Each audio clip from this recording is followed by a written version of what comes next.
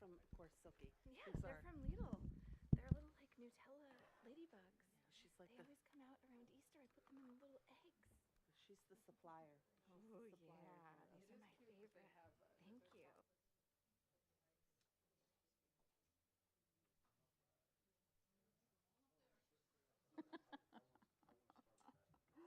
I'm sure Amy would like to have another one.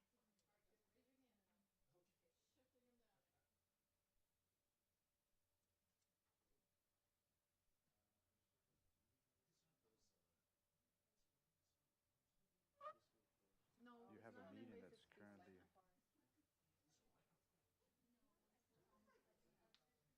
On it. That's gonna be your thing. So Okay. I'll look to you to make that happen. Yeah, I wanted to follow up because I know I'm not always great at following up, and I wanted to let you know I've got that Good one. for you. Good for you. Getting it done. Try it. I mean, that's all any of us can do. So. I'm gonna make one decision. Oh boy.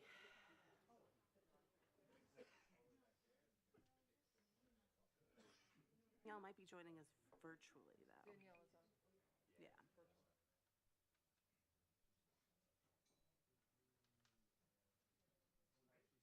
Test her sound?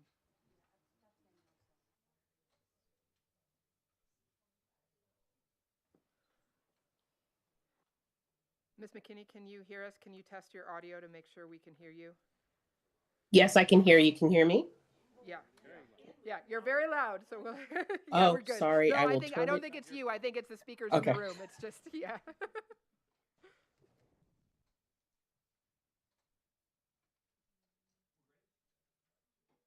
Are we ready?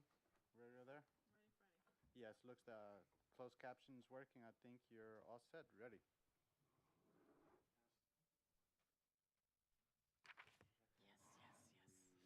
There's more if you want. So I'm not going to say anything about the sidewalk. You make a note, right? But I'm gonna look it up on the map too, because I think it's the synagogues. Hey, well, good evening. I call this work session of the Greenbelt City Council to order. My name's Emmett Jordan. I serve as mayor. Council, will you introduce yourselves, please? Kristen Weaver, Mayor Pro Tem.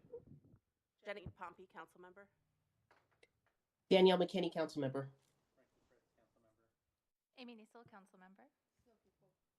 Silky Pope council member. Well, fantastic. Before we begin, are there any information items or discussion topics for the end of the public meeting? I've got one. Anybody else? Got one. Okay. You got one? Yeah. I just want to go over the meeting schedule. Oh, okay. So, council holds work sessions on Mondays and Wednesdays several times a week to exchange information with community stakeholders and gather information from staff, advisory boards, and residents. No votes or formal actions are taken during our work sessions. Tonight's session is open to the public, as are all council meetings, except for executive sessions as authorized by state law. Residents can observe our deliberations, and we'll pause periodically to provide opportunities for public comment. If you wish to speak during a designated public comment period, if you're here in the room, just raise your hand. After being recognized, you can go over to the podium, and you need to state your name and let us know where you are, more or less. We need that for the minutes. If you are on Zoom, you can use the Q&A tab at the bottom of the screen in order to submit a written question, or you can raise your virtual hand, and after being recognized, we'll promote you so that you can speak. And if you're watching remotely on YouTube or Facebook or cable TV, just send us an email. Send the email to questions@greenbeltmd.gov.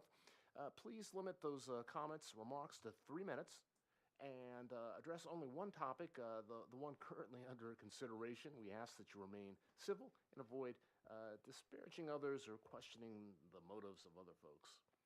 So there we are. We got that out of the way. Tonight, we're getting an update from our city manager, Summerone. How are you tonight? I'm doing great. Thank you, Mr. Mayor. Good evening, council. Good evening, citizens, and welcome, Public Works team. Yeah. And of course, Mr. Bill Orleans, welcome.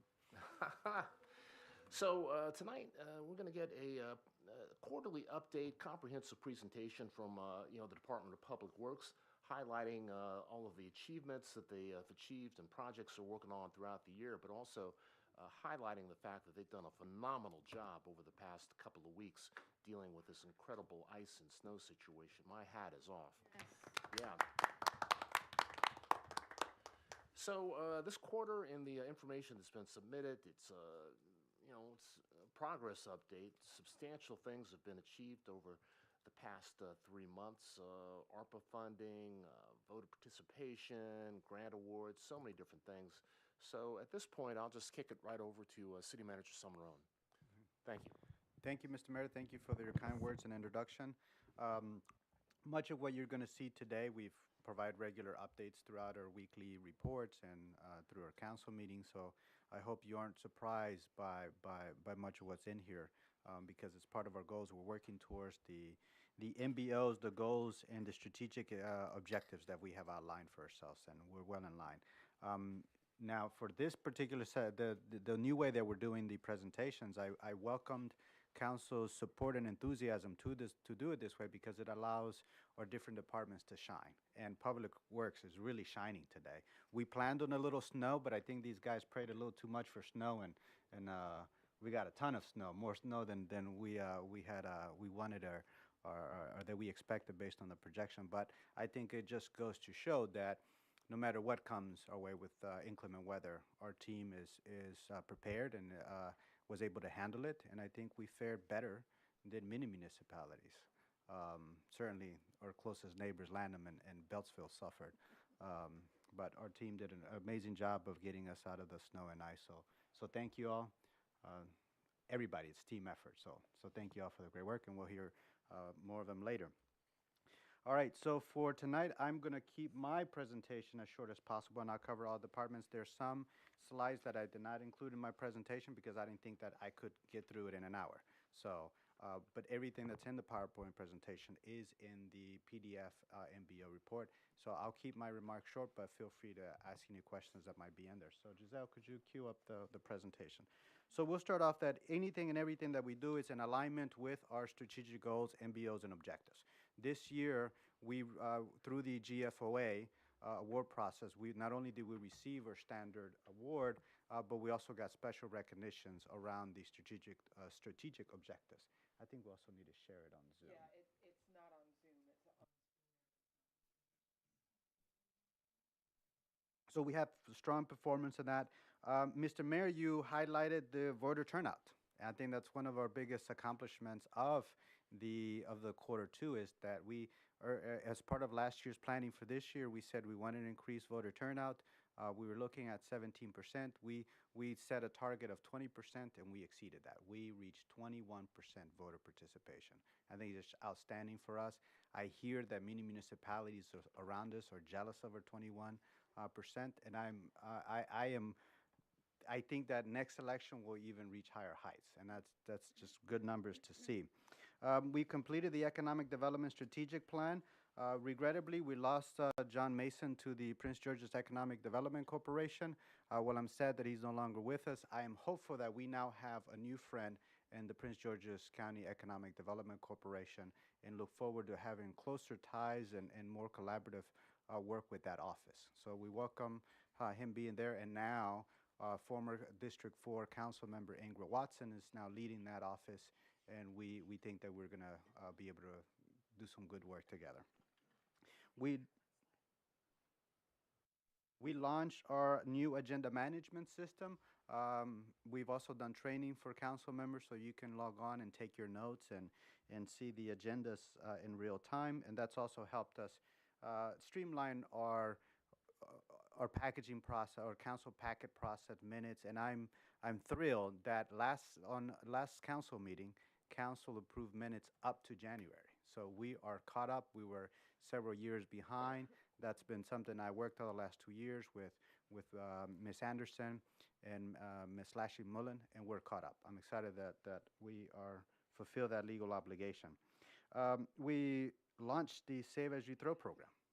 Not only launch, but also do all the prep work, all the education, figuring out the finances for it, and that is now up and running. We are a little over a month, and I heard from Ms. Brown today that we are having 98% compliance and a 25% participation rate of the MAX stickers, meaning 25% of the accounts are participating through the MAX sticker program.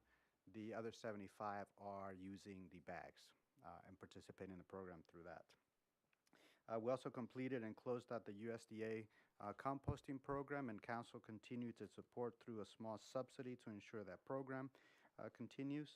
We advanced key EV infrastructure initiatives. We completed the acquisition of the EV trash truck and our first EV police vehicle.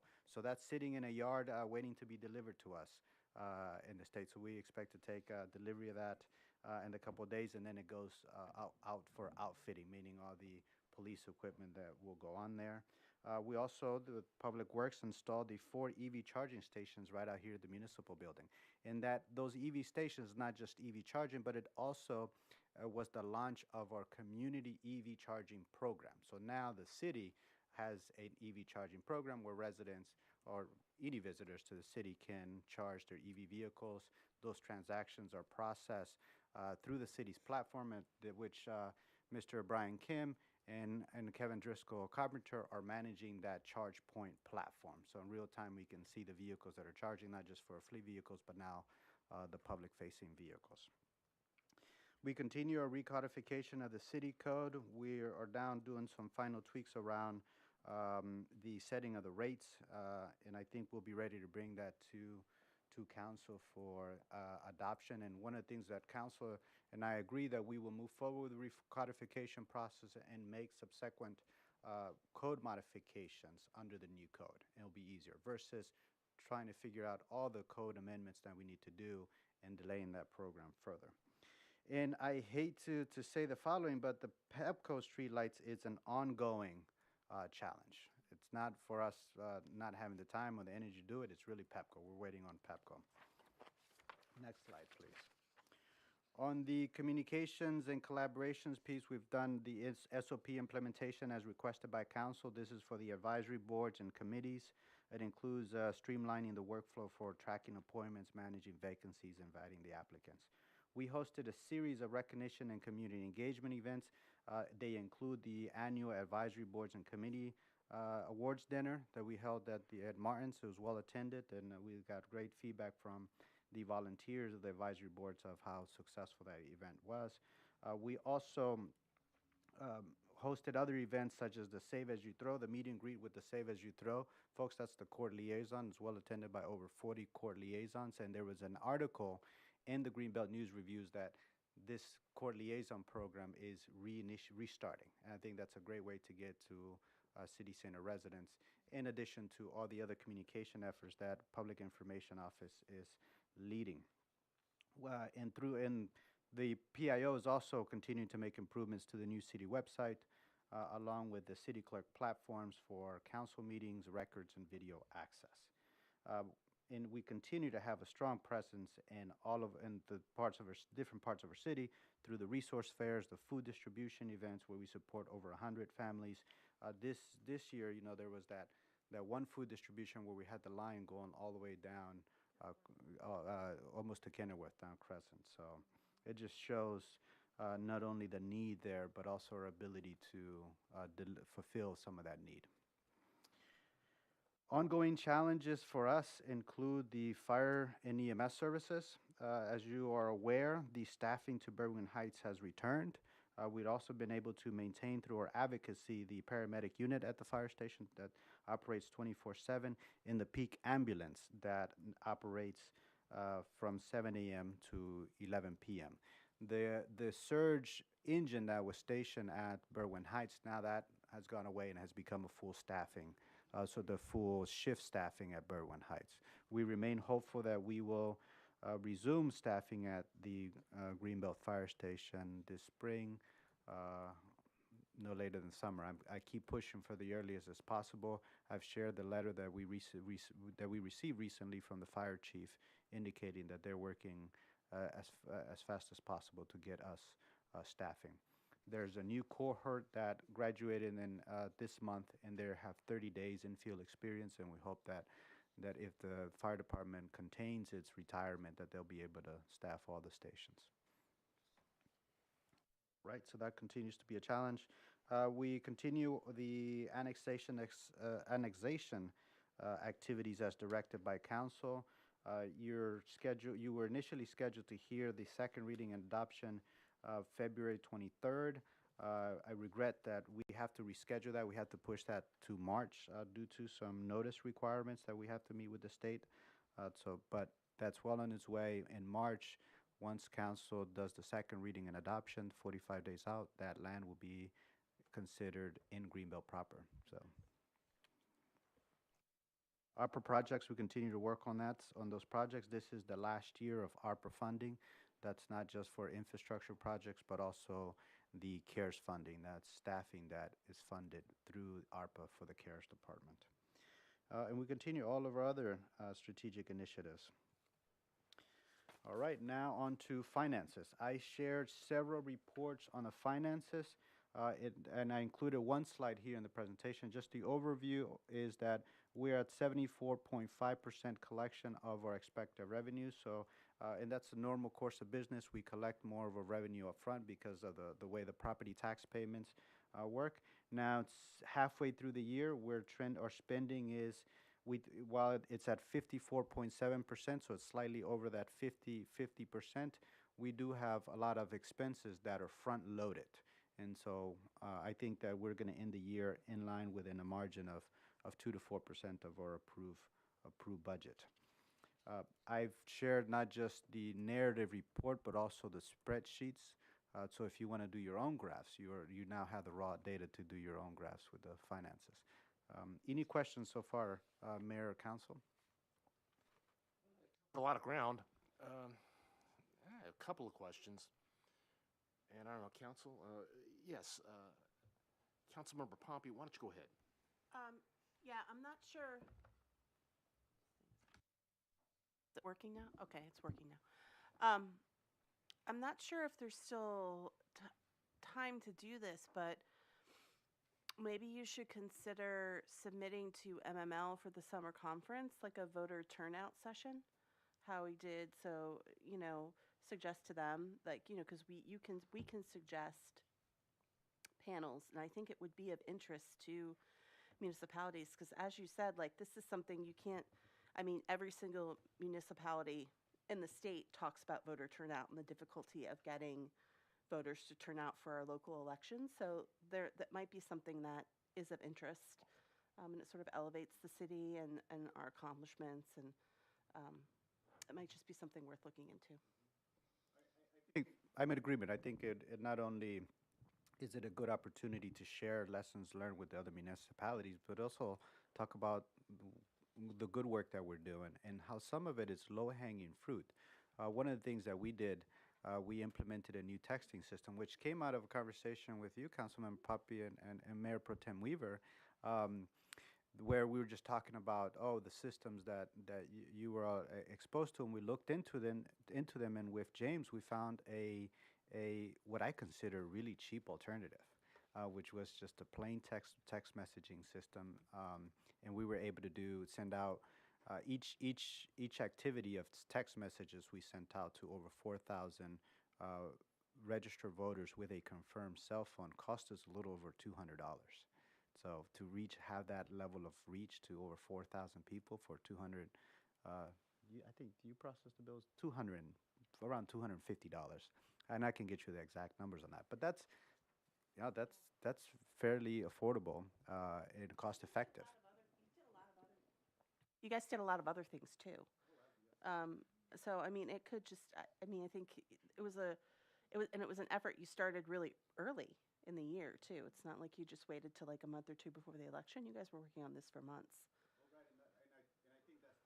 That's the key to reducing the staff burden on it, is planning early and looking for synergy. Because part of our work, I think we're successful by looking for synergy in the different departments that had objectives for their departments, whether they were community engagement or outreach, or whether they're helping with the Labor Day Festival. We look for that synergy to piggyback or do things in line with activities already scheduled. So a good example of that was the Salsa and Salsa event that Giselle led. Part of that was voter outreach, but we also have been talking about doing community engagement in different parts of the city, particularly Franklin Park, and that event just draw a large crowd. I think you had 140 families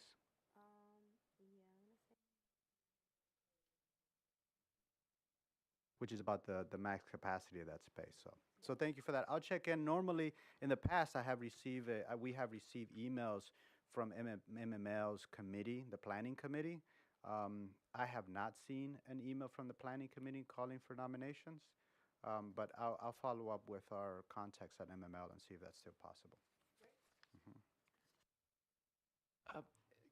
Other council members, I do have a couple of questions. One, with the EV charging stations, I know that we were very, very ambitious about trying to actually install charging stations at the rear of the library. So there were some infrastructure challenges just in terms of trying to get the power, the line to those stations. And so what's the outlook for the installation of when will those stations be installed and online? Thank you, Mayor, for that question. That we were ambitious in believing that DPI would approve these permits in a timely fashion. I think just in the permitting process, we spent over 6 months. We received our permit, our construction permit for those charging stations in January. Kevin and Desmond attended the construction kickoff meeting that happened just a couple weeks ago. I'm waiting on the timeline, and I haven't received it, but I suspect that sometime in the summer, we should have those EV charging stations installed. Now, that platform that we're using for that is the Blink platform, so it's different from ChargePoint, but we expect for it to work a similar way as the current platform. So, Mr. Mayor, I'm hopeful that in the summertime, 6-7 months out from now, we will be breaking ground. Sorry, we will be doing a ribbon cutting for those charging stations. And one more question. So, congratulations on the progress, the implementation of the Save As You Throw program. I'm just wondering, in terms of approaching stores that can sell the bags, I've heard from a couple of residents in the East, they're kind of wondering where they can get the bags. And it occurred to me that the 7-Eleven stores they're not necessarily affiliated with a franchise. Some of them are independent. So I'm just wondering if we can maybe ask the 7-Eleven store that's out there on Good Luck Road, which is in Greenbelt, if we could maybe ask them about carrying the bags. They might be willing to do that. We're working on additional stores, so we have a call out to Giant and CVS to carry the bags. So, I'm sorry? And Safeway. So we're working on additional vendors to carry those bags. We're willing to. We want everybody to carry those bags. I think that they should be readily available. I think it helps the stores bring in traffic from those residents who are using the program, and I think they're just cool bags. I think people will buy them because they're that cool.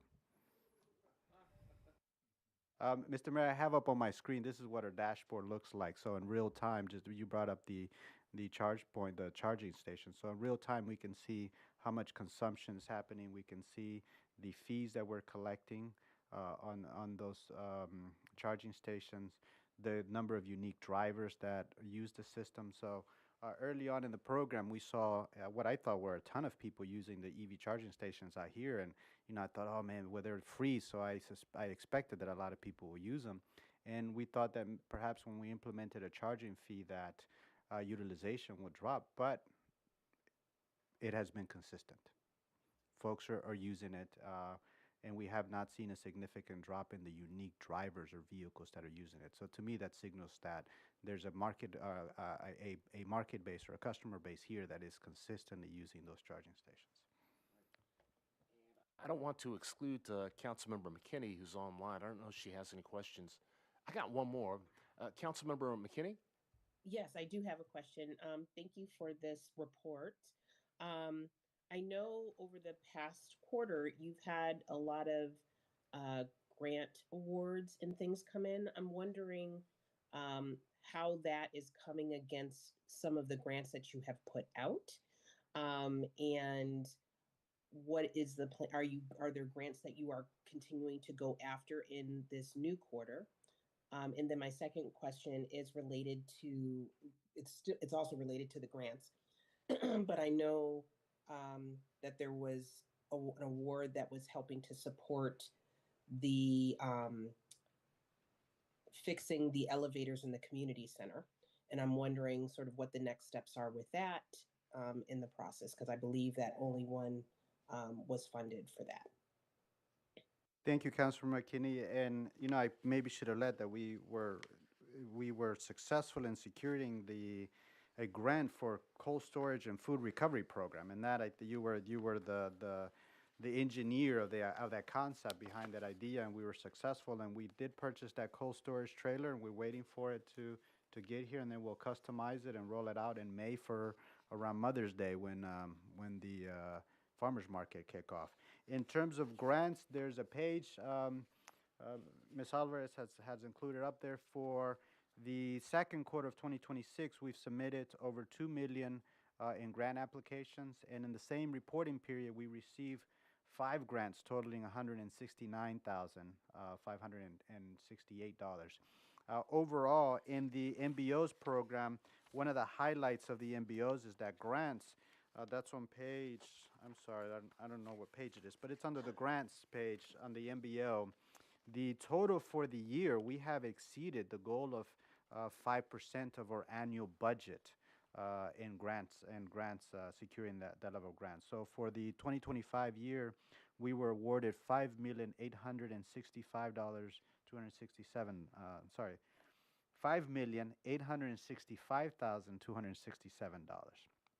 So we're doing well in that front in securing revenue.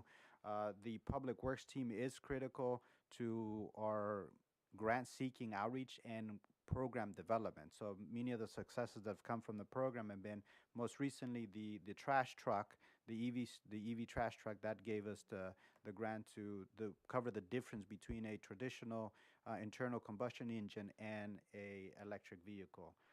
We also received funding for the chillers and other electrification programs. And the Public Works team is here, so they can talk in greater depth about those. The elevator, your question regarding the elevator, we're going to, obviously, we got the grant for $200,000 to replace that one elevator at the community center. We have to match about $25,000 for that program. The other elevator, we're actively seeking additional funding for it. It's part of our large unfunded capital expense. Now, I'm hopeful to find grant money for that project, but if we don't, obviously it's an elevator that we must. It's not a luxury when can we do it, or if we can do it. I think if it breaks down, we're going to continue to nurse it for as long as we can. But if we have to do a full replacement, that unfortunately is just what we have to do. Mr. Kim and the team has secured quotes to replace that elevator. So if we need to make that decision due to it just breaking down indefinitely, then we have already made the groundwork to replace that elevator. Did that answer your question, Ms. McKinney? Yes, it did. Thank you so much. Yeah, and just one more quick question. So, that American Rescue Plan funding that we received from the federal government is about $23 million that we were able to use to recover in our own unique way from the pandemic. And I don't want to say that we're at the tail end. I guess we are in many ways. So we put an emphasis on programs, activities that would serve the people first. And so many things have happened here in Greenbelt and across the country, particularly around our federal employees and whatnot and contractors. So I was just wondering, one of the categories, we set aside some money for workforce development. And just in general, you talked in the financial report a little bit about the American Rescue Plan dollars. But I'm wondering, in particular with the workforce development programs or other programs, what do we have left? We encumbered the money 3 years ago, but what's left to implement? For the workforce development program, the only program that it's still in the works is the last cohort of the Learn to Earn program. We see that as a workforce development. We're training young people entrepreneurship skills and professional development skills. The other workforce development program, we spent that money. Significant portion of it went to setting up the entrepreneurship program and the workforce center at the space, and I we're essentially done with that. Just to kind of wrap that up, so there's no money that was allocated in a category that we were able to reprogram, or for whatever the reason, we were able to kind of implement a program or funding that was allocated according to council and the public's priorities that we were not able to kind of fulfill. We fulfilled all the designated funding priorities. So council set aside that workforce development money. We executed that program. So we have completed what council set aside for that money. So there isn't any money available for us to do any new initiatives because it's all been delivered. I wish we had more money, but we utilized all the money that was set aside by council for those activities. There was a amount of funding that we reallocated from if you recall, the council has set aside a little over 100, I think it was around 100,000 for economic development and marketing. And when we held meetings with marketing firms, including the Washington Business Journal, they were happy to take our money, but they asked us, well, what are we selling? We said, of course, Greenbelt. And they were happy to take our money, but they advised us to do the economic development strategic plan. And that's what we did. And that's where we pivot and use that money for those things. And within that program, what we wanted was something that was actionable. We didn't want another economic development plan that would sit on the shelf. We wanted something that was actionable, that we could start implementing even without having the plan finalized. And a direct outcome of that were the roundtables, the regional marketing that we're doing for the city and all the hotels. We've launched the contractors roundtable, the healthcare roundtable. So that's part of the economic development activity. So I think making that pivot from giving money to marketing firms like the Washington Business Journal, I'm sure they would have done well because they're a great marketing and storytelling team. But I think that it was more tangible for us to pivot, get that plan, and get these initiatives like the roundtables up and running. Oh, thank you for the update. Appreciate it. Thank you. Well, at this time, why don't we go ahead and move on to the next section of our agenda? You want to hear from Public Works? All right. Okay. All right. Mr. Kim, you want to come up, do your introduction, introduce the team, and the Public Works team has a presentation. It should be included in your packet, and we'll follow that.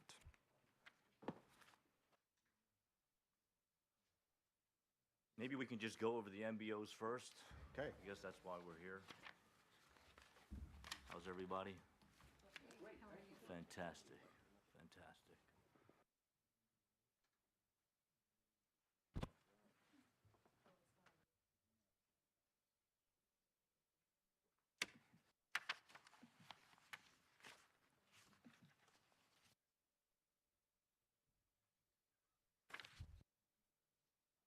Page 25.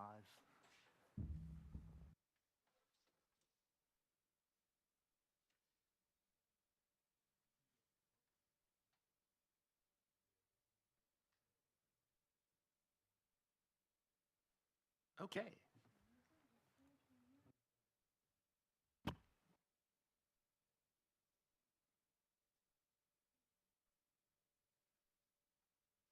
Screen ripper. It's very quick. This quarter was a It's up little on the bit screen. light compared to other quarters. But all that snow and ice wasn't light, was it? No. Luckily enough, we'll talk about that in our next quarter, but I think it missed this quarter's, but yeah, it was a rough one. It was tough. Definitely, It was real tough. Uh-huh.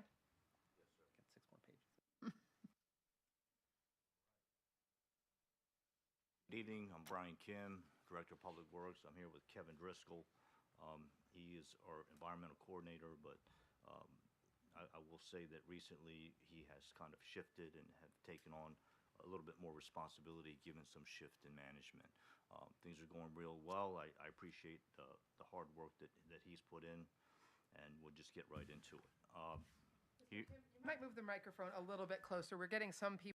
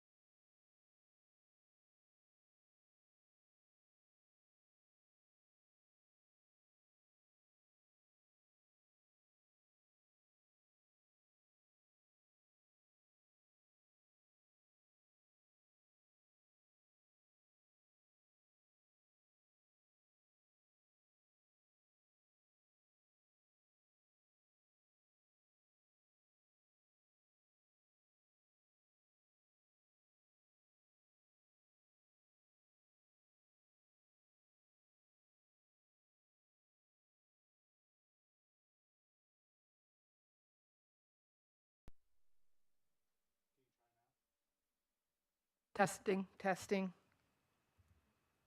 I can hear you That's- now. Fantastic, fantastic.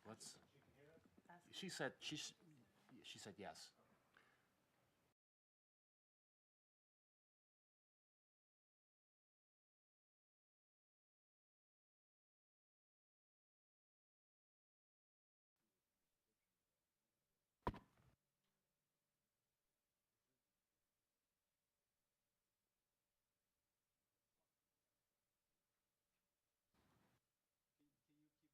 Okay, testing, testing.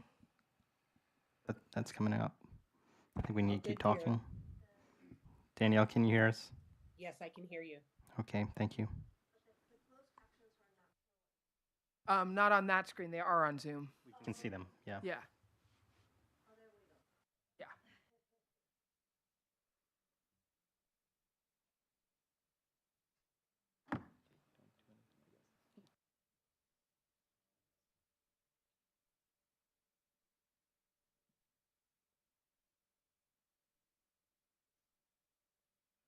Go ahead and continue. Let's go ahead and continue.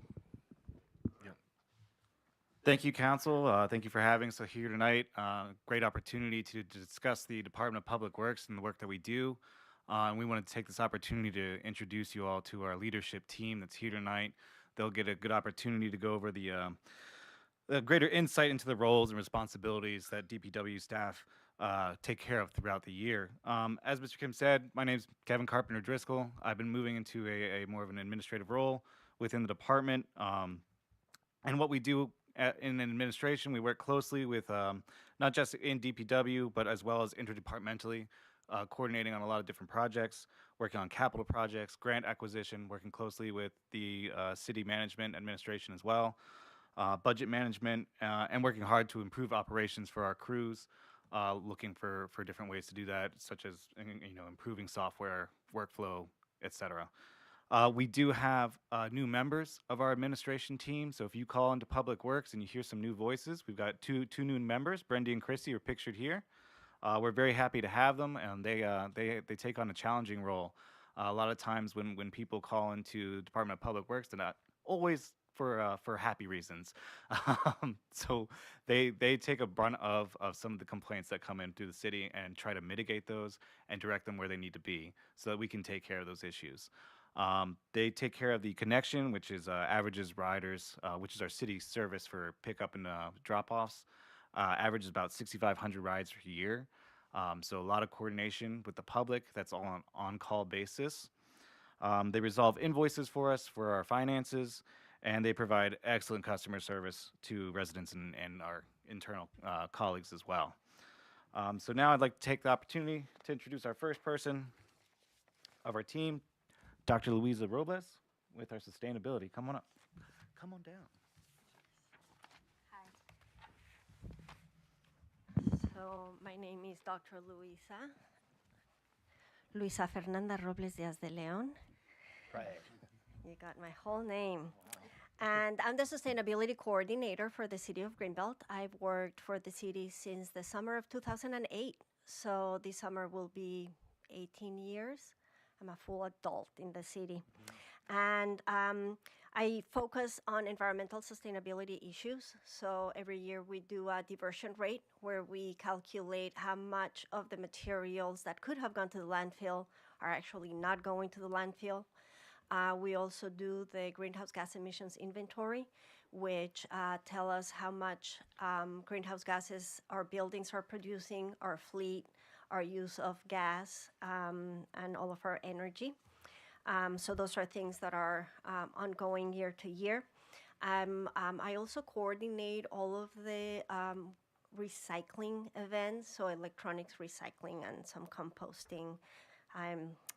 Write grants, manage them. We also do outreach and education with the public, so that we do a lot of events like the EV event that we've done yearly. We table at the Green Team, at Labor Day Festival, at other places. And then in addition to that, we have other extra projects. One project that we recently finalized is the solar farm. Our solar farm is up and running.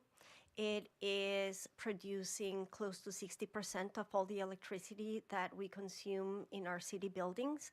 And now the billing and all of that has finally come clear, and we're all on the up and up with the solar farm. So it's up and running. We're very happy about that. Another thing that just recently ended was the USDA grant for the food scraps collection. That was a really successful program, and it is still ongoing. Thanks to council for supporting that. Currently, we have close to 360 people that are now registered and paying to have their food scraps collected. We still want around 40 more to get to the 410. So we are actively recruiting people that want to have their food scraps collected curbside. Another thing that we just finished that has been mentioned several times is the Save As You Throw program. So that was a huge effort. We started around this time last year. And so finally, now it's being implemented. It's with a few initial hiccups, but it's running really well. We have good compliance, and it's going well. We'll do a little evaluation in a couple months and then continue with the program. And then looking at ahead in the future, the next big thing on my plate is the Sustainable Maryland recertification. And that's a huge effort. It happens every 3 years, and we need help from all of the different departments. Like Kevin said, there's a lot of the city does, and there's a lot of interdepartmental coordination. So this is something that I will need all your help and the help of all of the departments in the city. And that's it.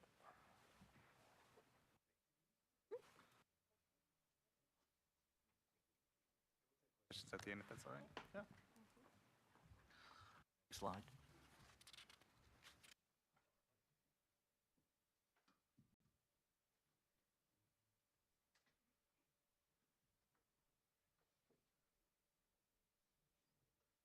Greetings, council,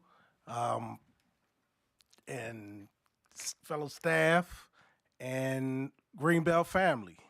I'm Harris Moo Young, supervisor, mechanic supervisor for the city of Greenbelt. I have 30 years of experience in the automotive field. I've been with the city over 10 years. I'm in charge of 4 employees. We service over 220 pieces of equipment. This includes heavy-duty equipment, medium-duty equipment, over 60 police vehicles, tractors, and lawnmowers. I oversee various inspections that maintain vehicle safety and keep us compliant with DOT regulations. I maintain the parts inventory. I log data into Dossier equipment software, maintain a budget for multiple departments. I supply data in order to obtain grants and funding.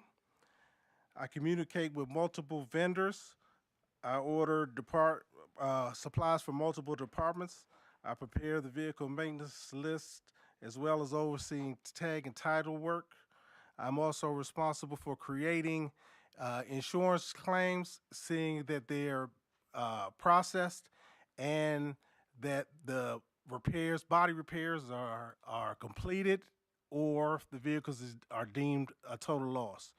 I'm also an essential part of the snow removal team, where we operate heavy duty equipment, we plow, we salt, and we also make the repairs to equipment when they fail during a snow event, as we've had with this recent snowstorm, where we had the difficulty of dealing with heavy ice and snow and extreme cold conditions. We've had some of the coldest weather that this area has seen in years.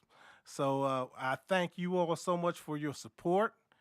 And we just continuing to try to keep the city great. Y'all have a good night. Thank you, Harris. All right, Des.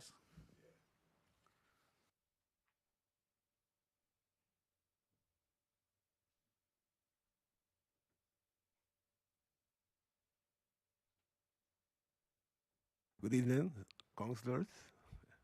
My name is Desmond McCalmont, and I am the Facility Maintenance Manager with the Department of Public Works. My qualification include being a master electrician and a journeyman HVAC technician. Supported by years of experience in engineering field, I oversee a team of 3 additional employees, mainly a master electrician, HVAC tech, and a journeyman plumber.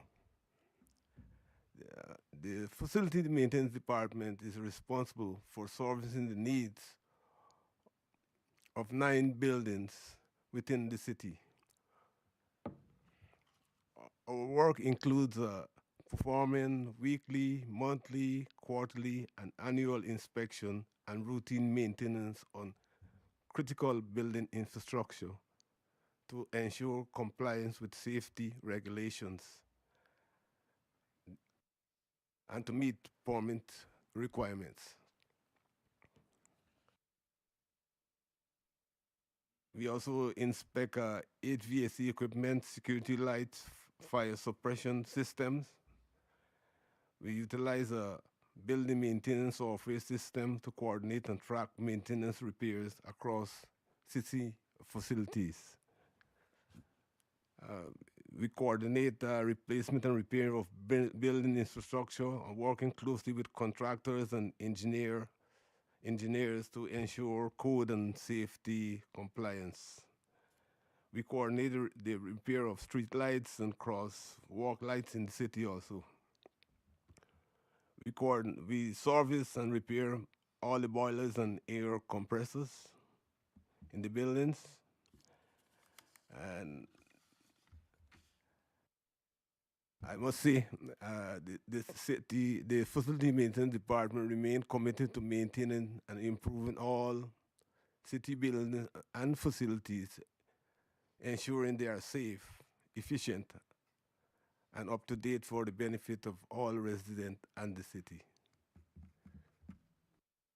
Thank you. Thank you.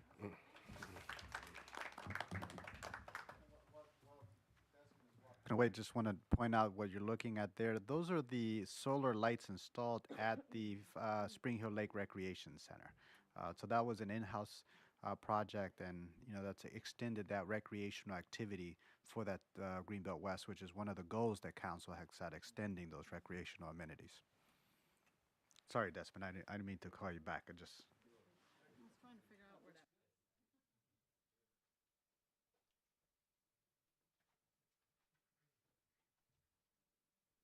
Good evening, Mr. Mayor, council members. My name is Richard Sorzano, and I serve as the building maintenance supervisor for the city. I've been here 11 and a half years and certainly enjoy what I do.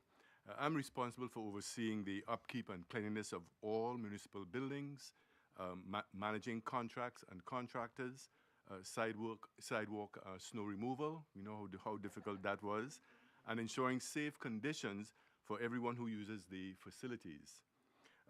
I supervise a dedicated crew of 9 individuals, including myself, and currently we have a responsibility of maintaining 9 buildings with the Armory scheduled to be added to our portfolio in the very near future. Each crew member is assigned to a specific building to ensure thorough and consistent cleaning. The team takes great pride in their work, supporting one another to achieve our shared goal, and that is basically to maintain a clean, safe environment that contributes to the happiness and well-being of everyone who enters our buildings. I'm in charge also of contracts related to overnight cleaning, all flooring, which is carpet, vinyl floors, and also the gyms, pest control, all the mats in the buildings. And this involves making sure that all scheduled services are performed on time and meet the standards outlined in each contract.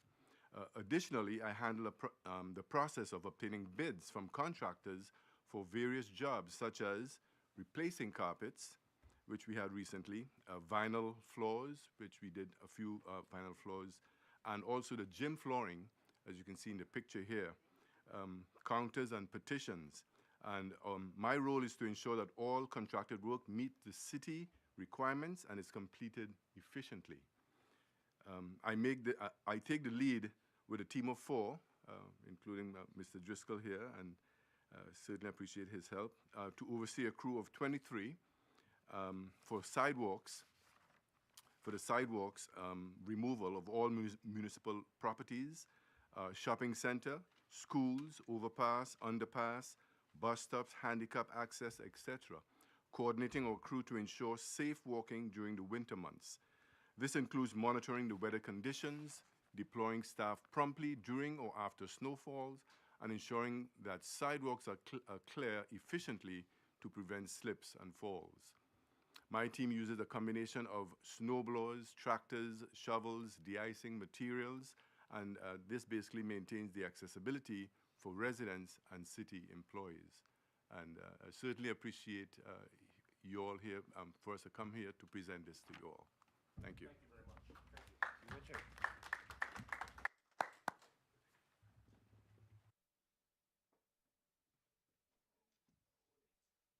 Let me see if I can get this out. Great. Hello, Mayor. Is it on? Give it a little talk. Hello. Hello. Hello, Mayor and Council. Nice to see everybody.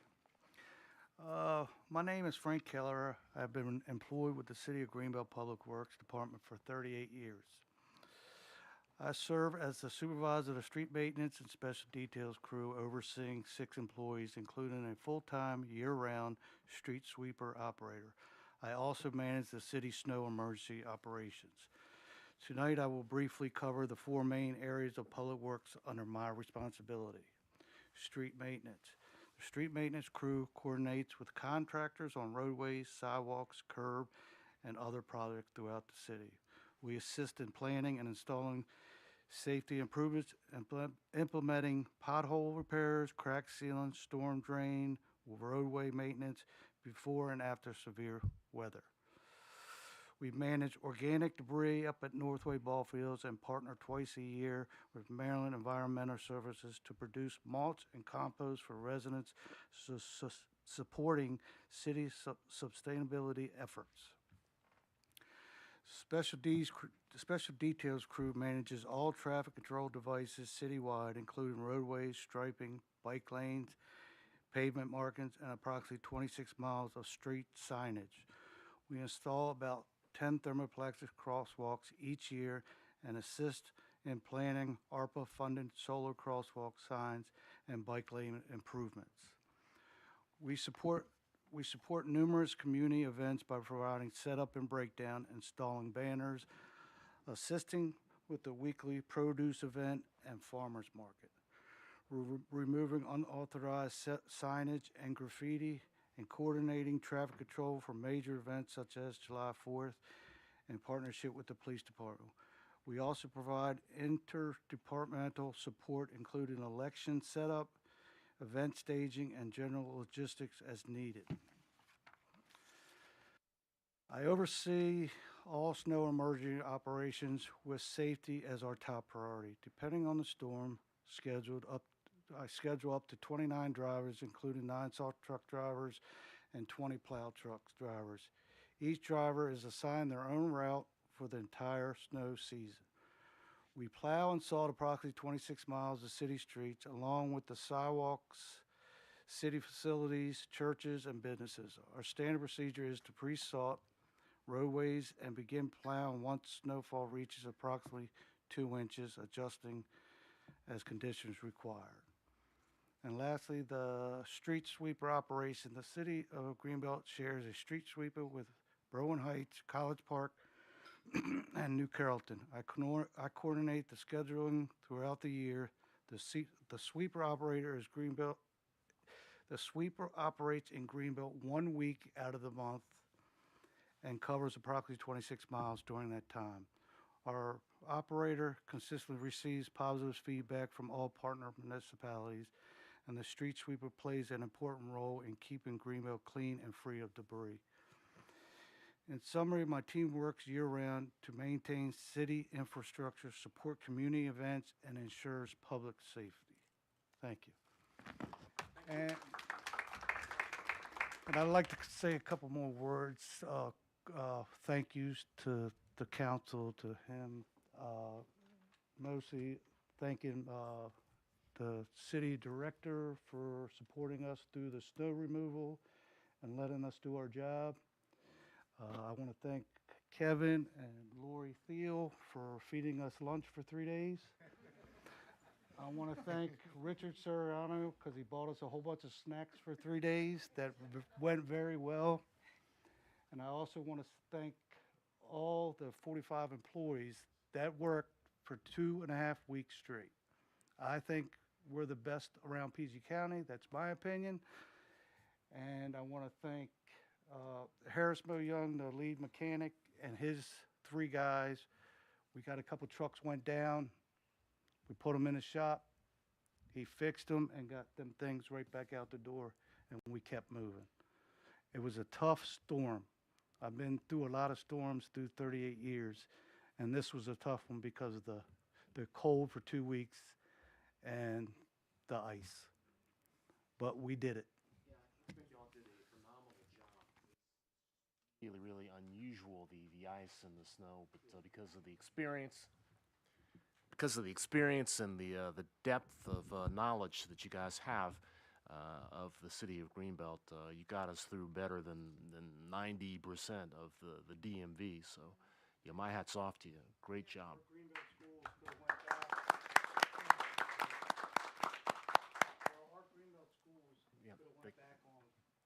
Thursday. Wanted to. The sidewalks were done. They did a great job, and we had everything packed. All the parking lots were done. You're going to get complaints. We got some complaints. We get right on the complaints. We try to. And the state didn't help too good, but we did some of their work. So I just want to say Public Works is great and Greenbelt is great. Thank you. Thank you, Frank. Thank you. Above and beyond everything that you do. No, it's because this one is blinking green and not red. Nope, not working. Testing, testing. Hello, hello, hello, hello, hello. Not-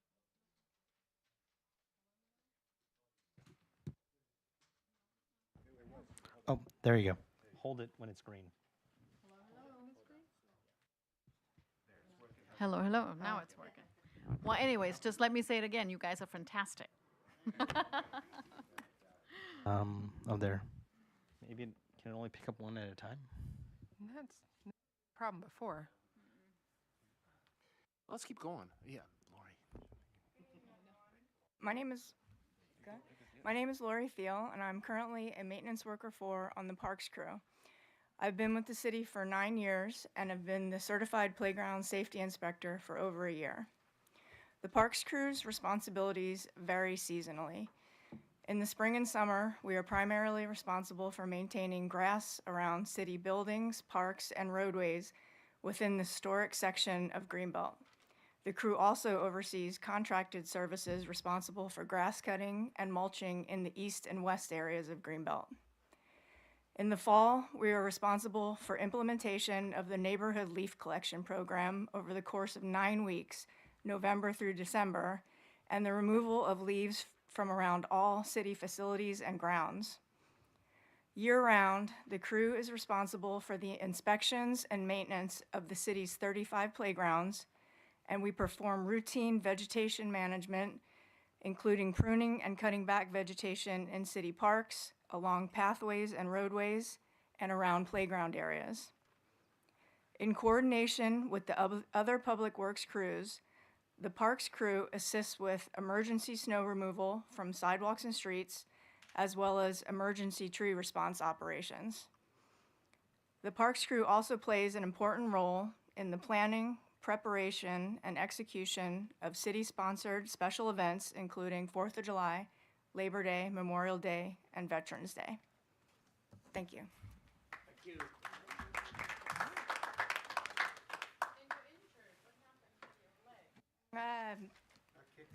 A little slip and fall, but not at work. Not Not at work. She was in Pennsylvania on a weekend.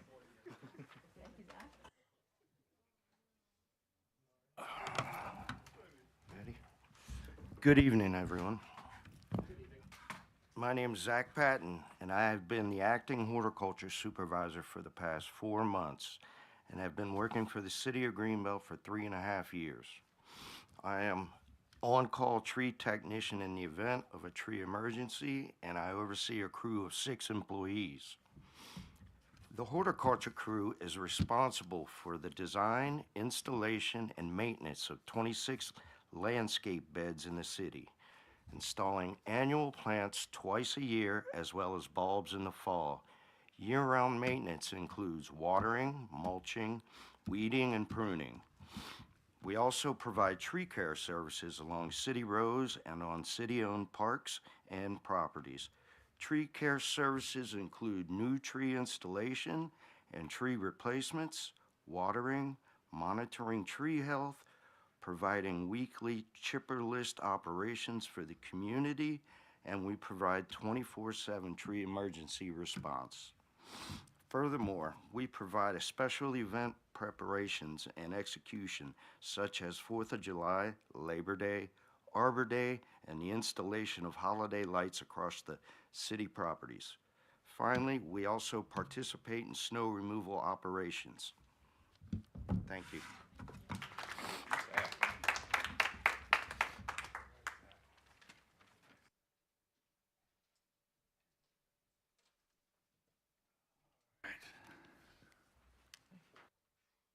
All right, here we go. My name's Brian Abbott. I've been an employee of the city for 37 years. I currently supervise ball field maintenance and oversee a variety of specialty projects. I'm responsible for the maintenance and preparation of all city athletic fields. This includes the direct communication with rec department, league officials, coaches regarding their maintenance needs and scheduled league play. This year, the city completed major renovations and improvements to 3 of our 10 athletic fields. These upgrades included new irrigation systems, new turf, new equipment. It's going to require additional oversight and management. I look forward to maintaining these new facilities for long-term success. Between league seasons, our team supports nearly every other department in a wide range of projects that include installation of the 19, I think, new benches for bus stops, solar lighting systems, special projects, art installations, park signage, historically sensitive repairs and construction, and completing facility improvement requests from various programs. Additionally, projects that are typically contracted out but are of a smaller scale are evaluated and completed in-house when feasible. They may include, but not limited to, bus shelters, welding, carpentry, masonry, fencing, locksmithing, and whatever else they can throw at me. Thank you.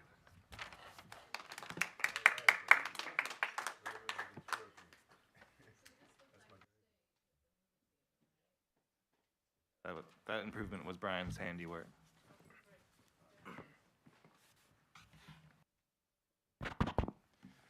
Good afternoon, Mayor, council members, and city manager. My name is Michael Barnes. I have been an employee with the city for 19 years. For the past 4 years, I have served as the refuge and recycling supervisor. I oversee a crew of 7 employees. And in addition, I serve as the safety officer. I help implement safety standards across daily operations, ensuring employees wear proper uniforms, properly set up a work zone signage, and coordinating safety training such as CPR, first aid, and heat exhaustion training. The refuge and recycling crew is committed to provide high quality service to residents throughout the year, and that includes providing refuge and recycling services over 2,300 homes and businesses, providing on-call bulk trash, white goods, and yard waste pickups, providing waste services for public receptacles in city parks and public places, maintaining the city residential recycling center, responding to illegal dumping, providing litter pickup throughout the city. The crew also supports the department by providing backup driver for the commercial connection bus, special event operations, and snow removal. Thank you for your time. Thank you, Mike.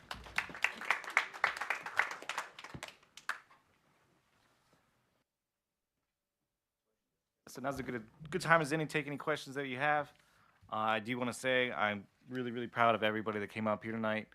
A lot of these guys will go up in a bucket truck and do things that would scare the lights out of most other people, but coming up here was a big brave step for them tonight. So I'm really proud of them.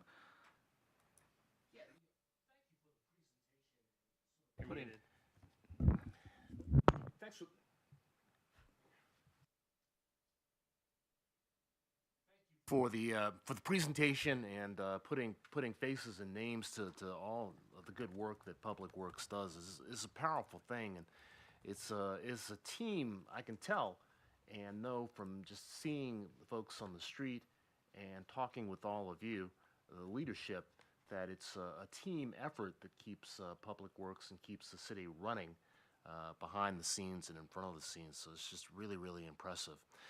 I know there are probably a few questions council may have. I have a couple. Councilmember Pope, do you want to start off? Yeah, so I don't have any questions. I just want to make a few comments. First of all, I want to thank everybody, all of you, the entire department. Public Works, I see you out there.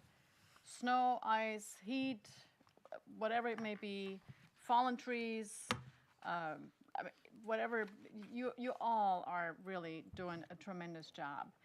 And this ice storm, I mean, this was just crazy. I mean, that was just insane. Like you said, we've never had anything like this, I don't think. I've been here since 1998, and I mean, we had snow, but we never had ice. But I wanted to thank everyone for all you do, and your crew and the people you're responsible for. So thank you very much for what you do.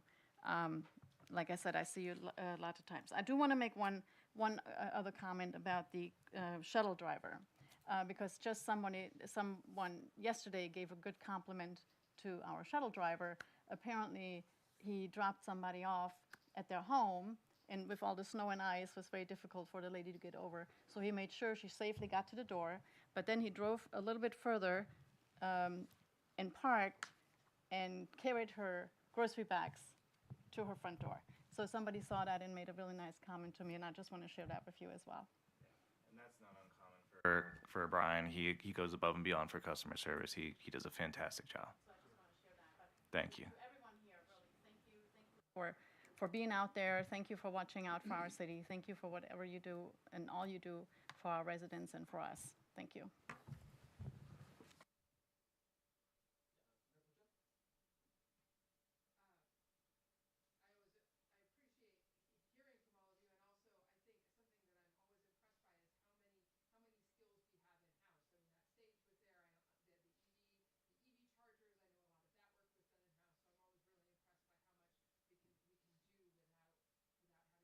To somebody else.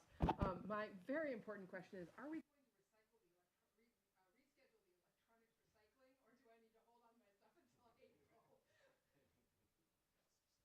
We are rescheduling it. I just contacted the vendors that we participate with, and the new date is March 7. So Saturday, March 7, 9 a.m. to 12 noon, and we'll be ready. Yeah. I'm gonna add that to my calendar right now, but I appreciate that, and I know somebody else told me it was like they have a whole stack of styrofoam too. I'm sure that others will appreciate that, and thanks especially to all the work that's been done on the Save As You Throw program. I know that there was some challenges at the beginning, but it seems like it smoothed out, and then we had all of this snow, and that I think caused some additional problems. So hopefully it is back to being a little bit smoother again. I know that was difficult for everybody to change is hard. Yes, I sent the notice to James earlier today, so it should be in the news review, the electronics recycling, styrofoam, and paint. And yes, you're right. Some people's trash cans are buried under ice. So, anyway, we'll get through this. We can't seem to get a break.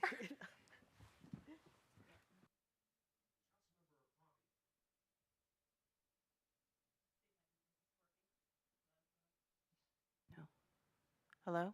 Okay, now it's working.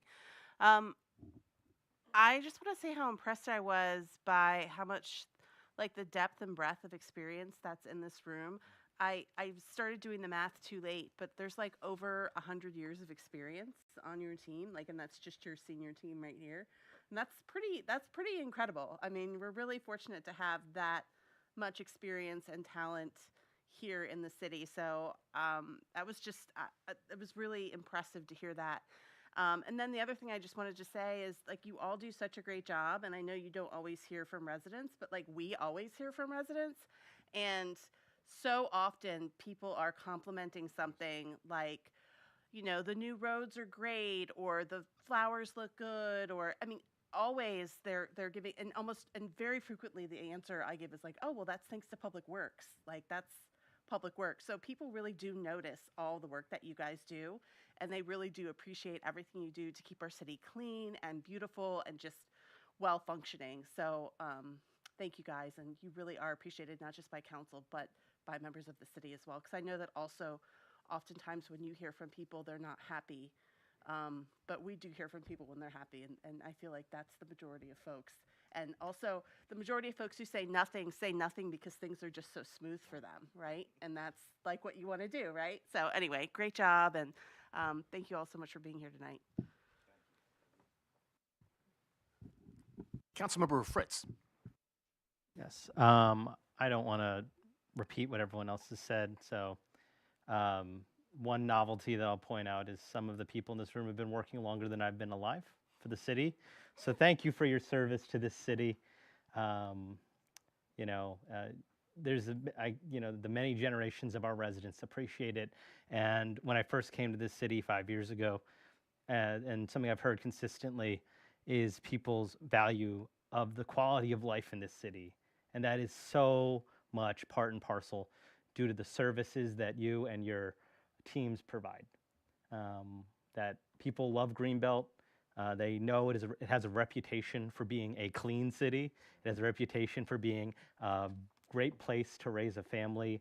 As Mr. Cimarron reminds us, we make the budget space for the roads to be fixed in a timely manner. We are taking credit for your work, and I don't want anyone in this room to ever forget that. So thank you from the bottom of my heart. I love this community, but it would not be the community that it is without all of your contribution. Thank you.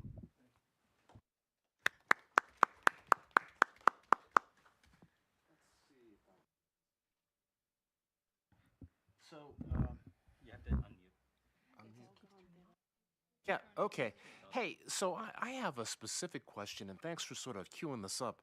And actually, it's to the city manager and Mr. Kim. This snow and ice, we do the best that we can to budget for weather events like this, but we only get heavy snow or ice, every 5 or 10 years. So, how are we doing with the budget?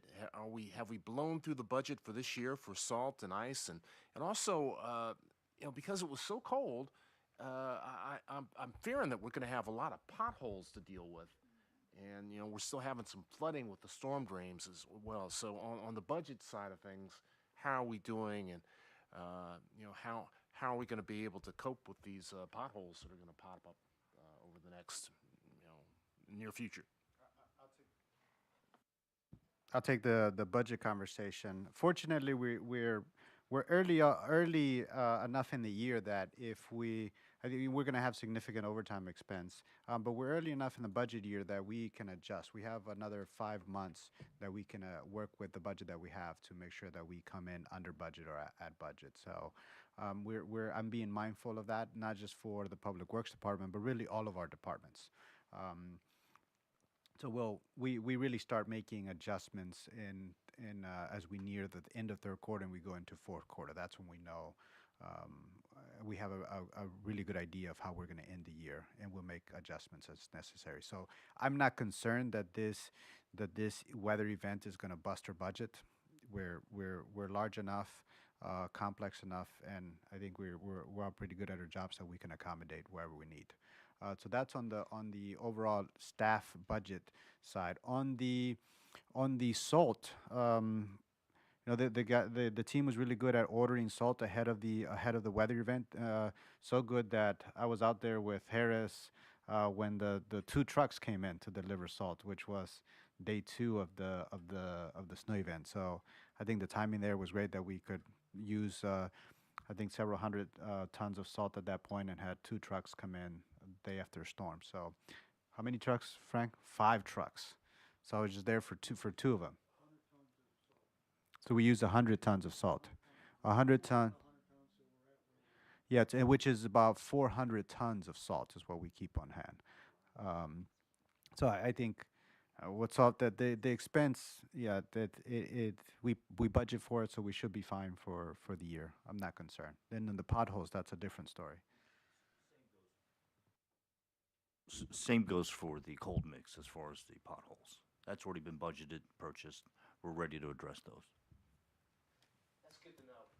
And with the storm drains, it seems like we're doing a pretty good job. You know, that one on Southway, you know, I think State Highway did something with that to try and repair.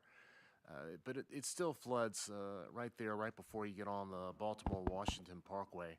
But as all the snow melts, we're going to have some issues, and you guys are doing a great job. Just one other question I want to ask her. So it has to do with the tree replacements. We had all these Branford pear trees all over the city, and they're definitely at the end of life. So I appreciate the phased approach that's gone into kind of replacing them. I know over on Lake Crest there were some questions, and on Hanover Parkway it's like one step at a time. What's the next step with that? Are there some other areas in the city where there's a bunch of Branford pear trees that need to be replaced? Yeah, we'll be doing our assessments. We'll be doing our assessments throughout the city. We're updating our inventory on that. So we'll be looking to move forward with that next phase in the fall. Working closely with Zach and Lori on that project moving forward. Thank you. Yeah, Mayor Pro Tem, is anybody online? Well, I have Ms.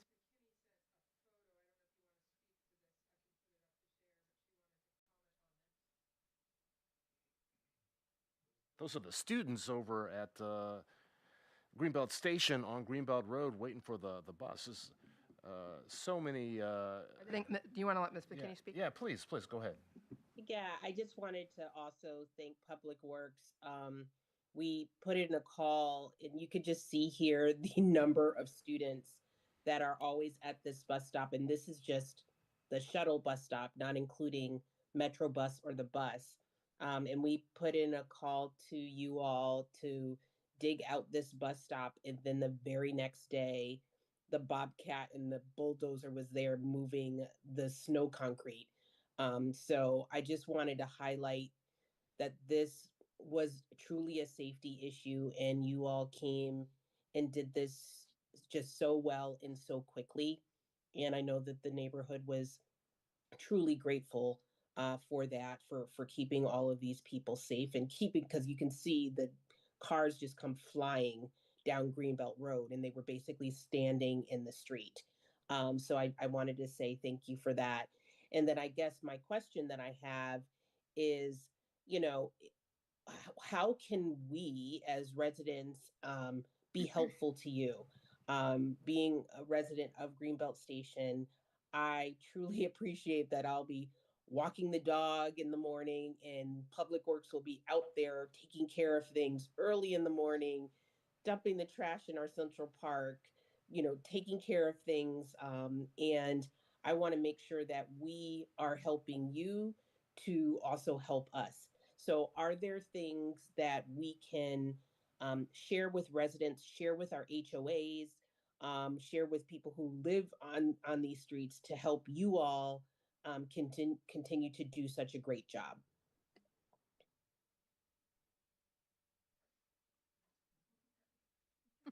Park on one side of the road. Ms. McKinney or council, we could try to get everybody to park on the right side of the street, and people in East Greenbelt to park in their driveways. They got a 4-car driveway, and 1 car is parked and 3 are in front of their house. It will make a big difference. You're over there. You can talk to them.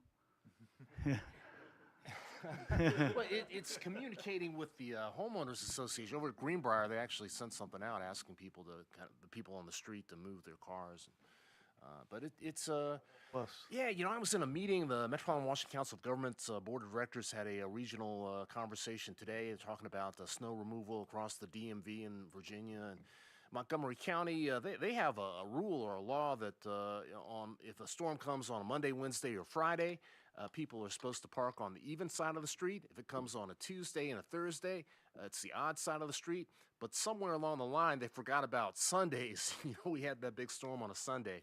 But maybe that's something we should talk about, either Yeah. in Greenbelt or working with Prince George's County or a regional approach. Everybody in the area, in the entire DMV, if they actually did that and parked in the garages a little bit more, the driveways, that would help a whole lot. Because there's still some cars around there Oh, yeah. parked, Iced in. iced in. Yeah, yeah.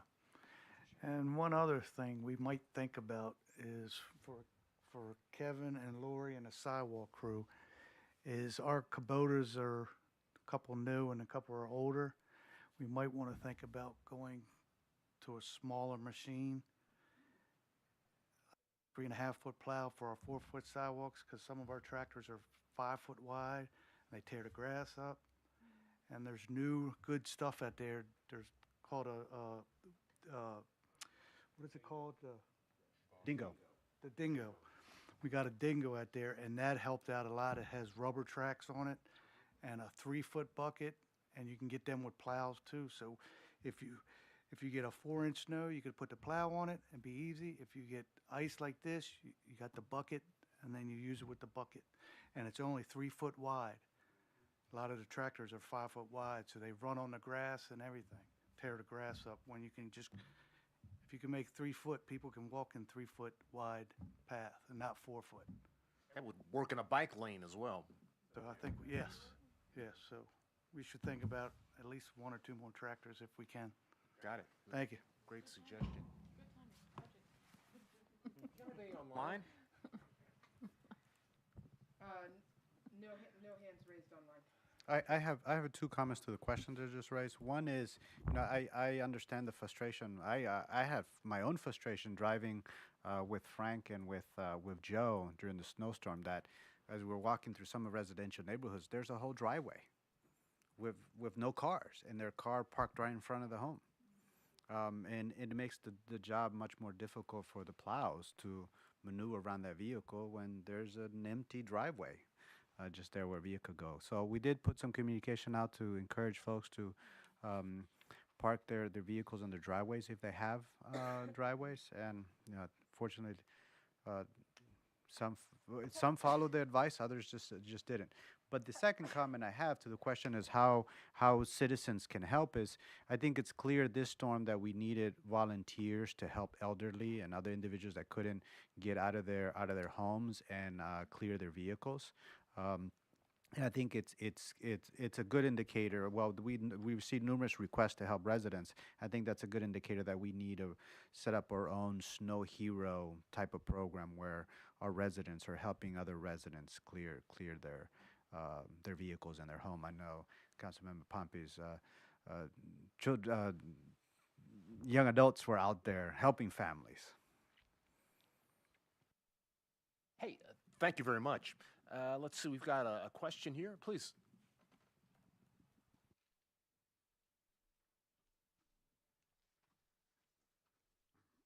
Thank you. I certainly enjoyed hearing specifically from people whose names, people in the department. I hope that'll be replicated with other departments as they present to council, so that I and other residents will have that opportunity to sort of virtually at least meet city employees in describing the work that they do. That said, I have a particular compliment to an unnamed person I don't know. I and the car behind me and the car behind him greatly were assisted by someone operating, what's that little thing? Huh? The Bobcat, yeah, operating about. He saved each of us 3 or 4 hours just by being proximate, serendipitously there when we needed him, and he was a great assistance. I think many other residents would have appreciated that as well had that Bobcat or that other Bobcats been there when they. However, I have a more substantive question. Each of the people here tonight, or most of the people here tonight, are supervisors, and presumably, although it's yet to be determined, will be ineligible for the collective bargaining unit that we know is being considered on the part of public works employees. The city manager has said publicly in this room that he has, upon hearing that public works employees considering such representation have been leaned on by various members, various leaders in the Public Works Department. And there was a request made 2 weeks ago that the city manager publicly stipulate on the city page in the news review what he has said that he has told privately the department's leadership, that there should be no attempt on the part of any management in the department to impede the rights of public works employees as they move toward, if they ultimately do, seeking collective bargaining. And I think this would be a good opportunity tonight, since these people probably are mostly, if not all, management, for the city manager to say again publicly that Public Works Department leadership should not attempt to impede the rights of public works employees. Thank you.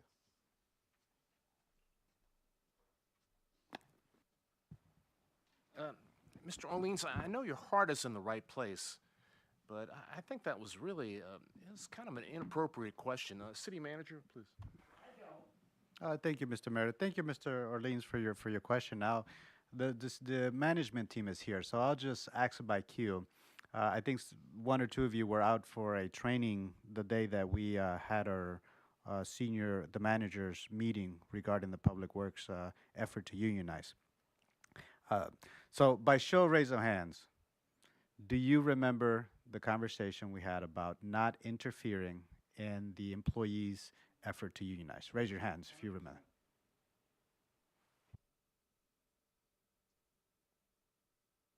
That's everybody. Thank you. Thank you.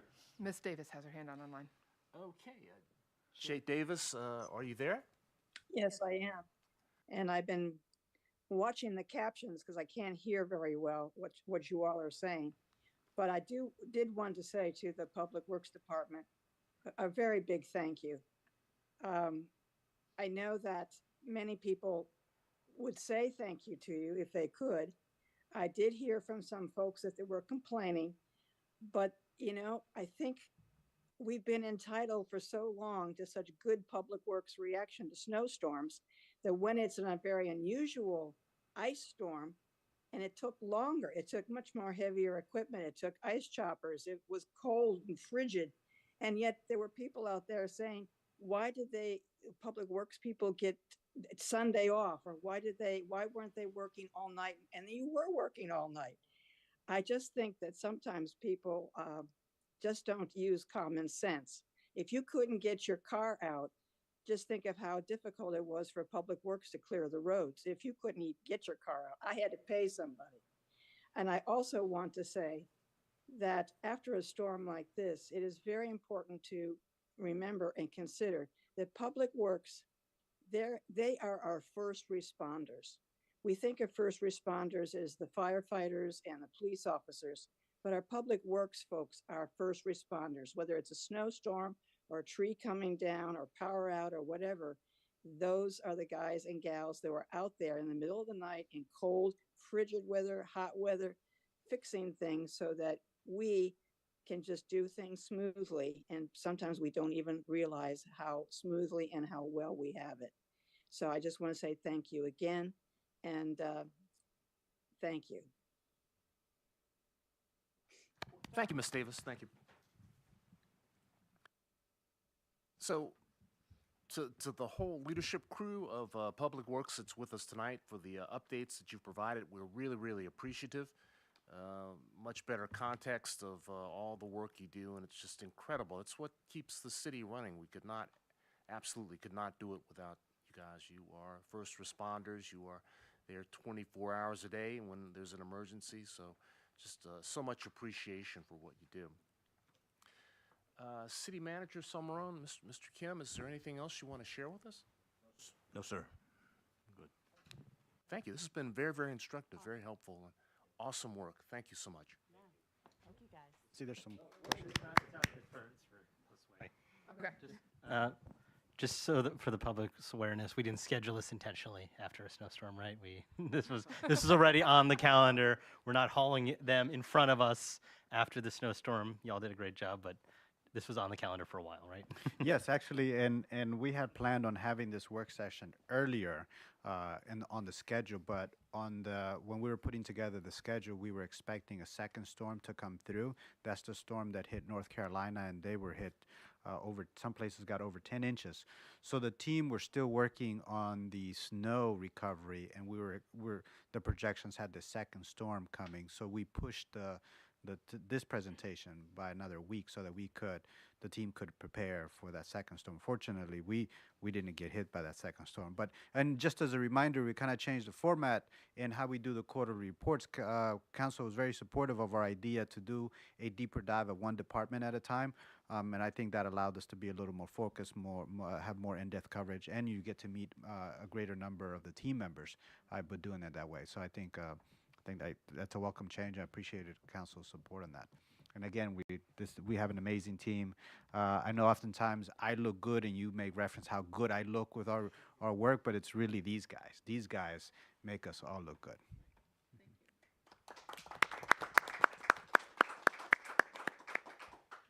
Nobody wanted to go out. Everybody wanted to stay in. Out there, I mean, you got to think of that. I mean, everybody's trying to stay warm, and you guys are out there. So. Hey, at this time, let's pivot. Yeah, no, thank you so much.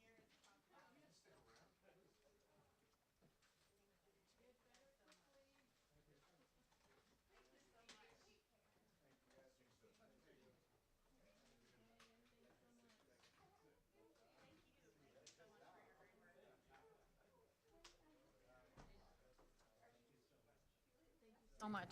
Thank you.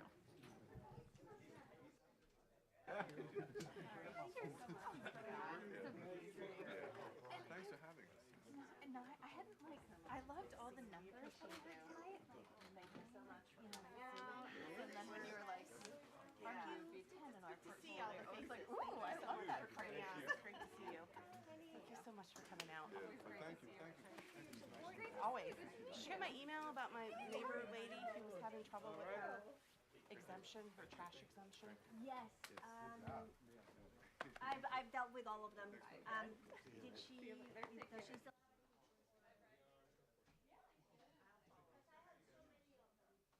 So I think I've addressed all of I'll them. follow up with her, and if not, I'll just. Yes. Hey. Thank you so much. Great job. so much for your support. We appreciate it. Yeah, you guys are doing great.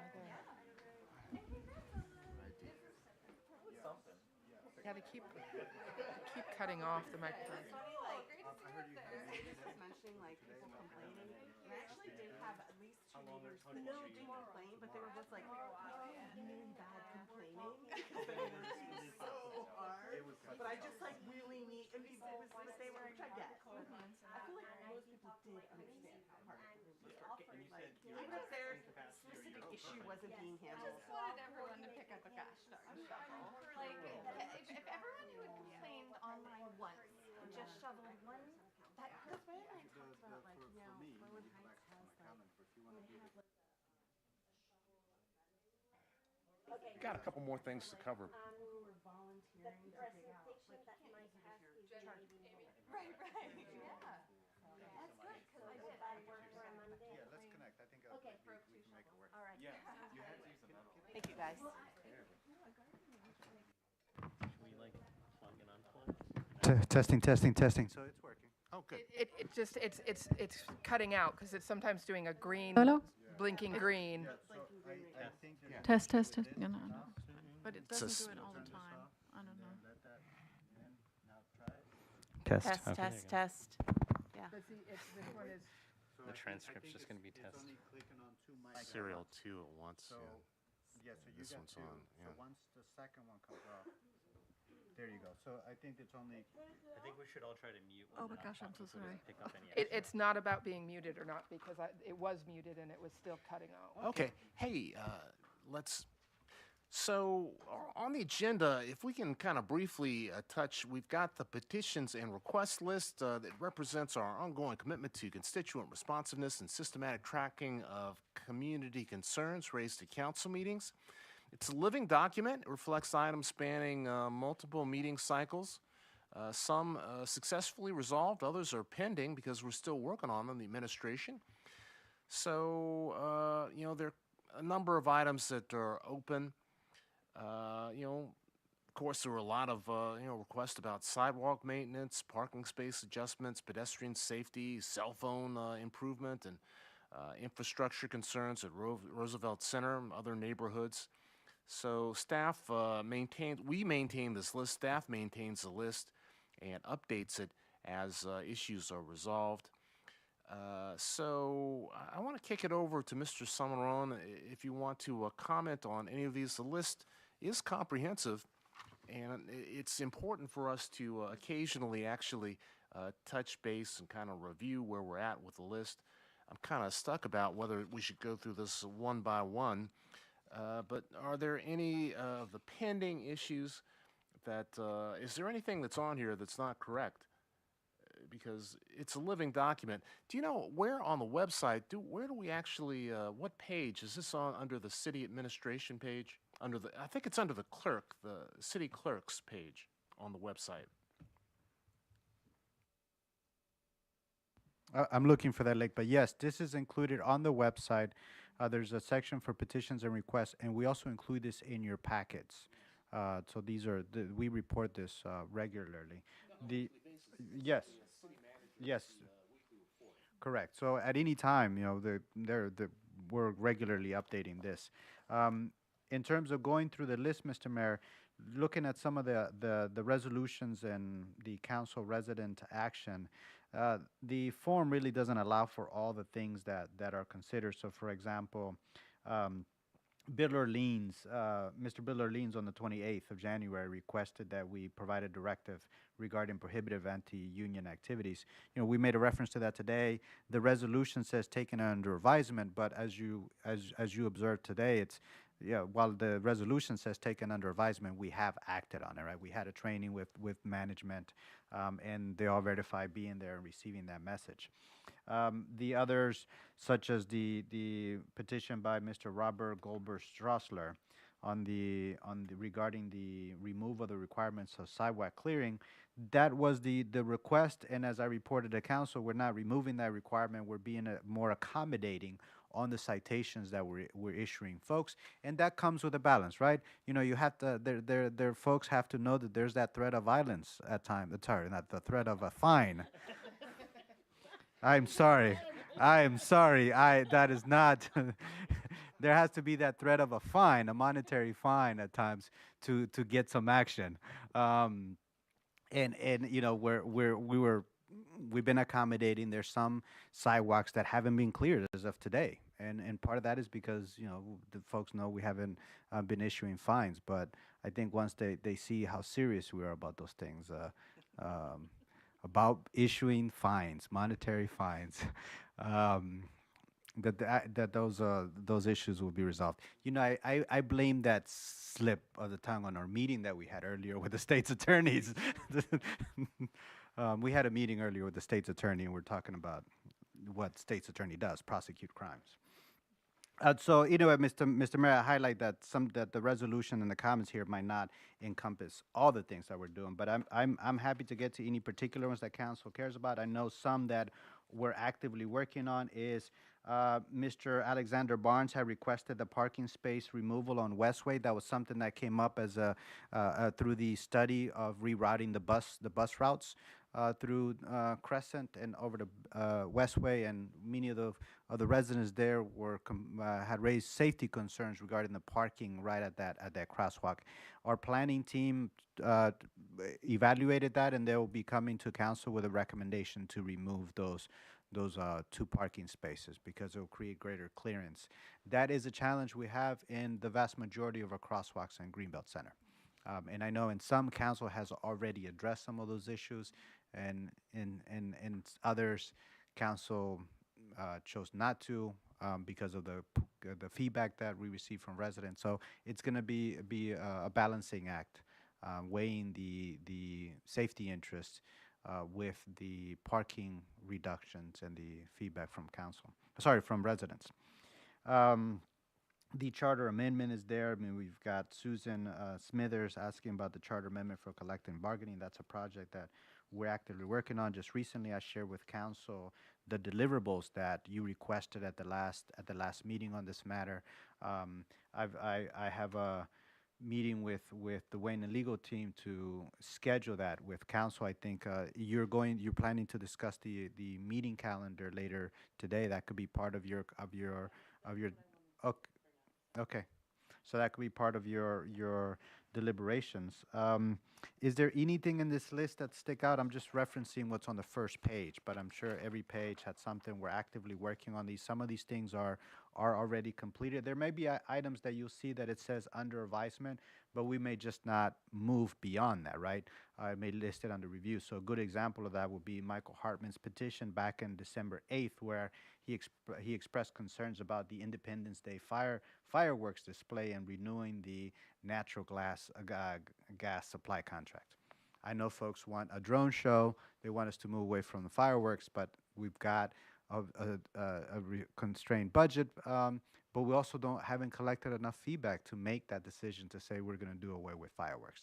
Now, I worked at the pleasure and the directive of council. If council were to tell me, let's do away with fireworks, obviously we would do that. So, but for the purpose of this, it would be listed as taken under advisement, under review, in part because we have not dismissed the concerns, right? We recognize that there is a air quality concern. There's also a noise pollution concern. So we recognize that those issues exist, and I think in part that's why we keep these items that taken under advisement, under review. Doesn't mean because I think that if we were to say that no further action or case dismissed may send a message that we're not necessarily trying to deliver that message. Councilmember Papi, I see you may have a question.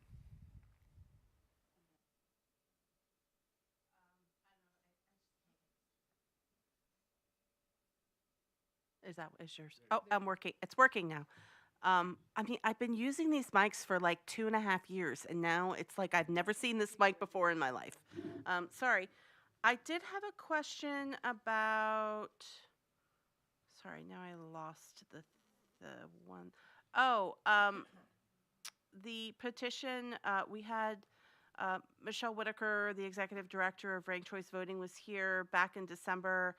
And it says here that the Board of Elections is working on this. Do we sort of have a timeline on what they're working on, or I'm just curious as to if we have any updates on that progress, and if not, maybe we could just get an update as to where they are. I mean, maybe not in this minute, but maybe you could get one for us. Well, you know, we have that work session coming up with the Board of Elections. Right? Is that going to be? Is that part of it, though? I think we can make that inquiry. They can update us Okay. on. They're certainly aware of. And in the report, they reference ranked choice voting, so we can talk to them about that. Yes. Okay.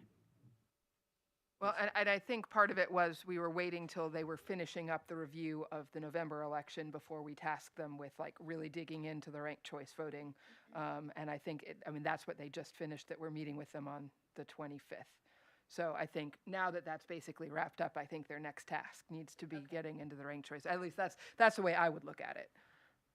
Yeah, okay. I mean, that sounds right. I was just, like I said, asking the question because it said the Board of Elections is working on it. So I was like, oh, is there, progress, basically. But that totally makes sense. I think you're all covered well. You'll have that meeting, and you can provide more direction if you think that the Board of Election needs more at that meeting. You could also just. I don't think we should move ahead of the Board of Election on the matter. I think council could consider the charter amendment and the city code amendment, but you wouldn't want to do that without consulting the Board of Election. So unfortunately, this is just one of those scenarios where we just got to take our time to work through that process. But the Board of Elections aware enough of the issue. They have been involved in the conversations. I think making that transition, I think we're better prepared to do that. Looking at the list, there's some great suggestions from the public come in from petitions and requests. So with Tom Lamond and John Camille, they reminded the administration that we needed to complete the bike rack, upgrade it, the one that's in front of the food co-op, and I think it's been a great improvement. It's so much. It looks so much nicer and accommodates more bicycles, and it's being well maintained. I know that during the snow, someone sent a photo of the bike rack being snowed in, and Mike and Mayor Pro Tem were out there helping to clean.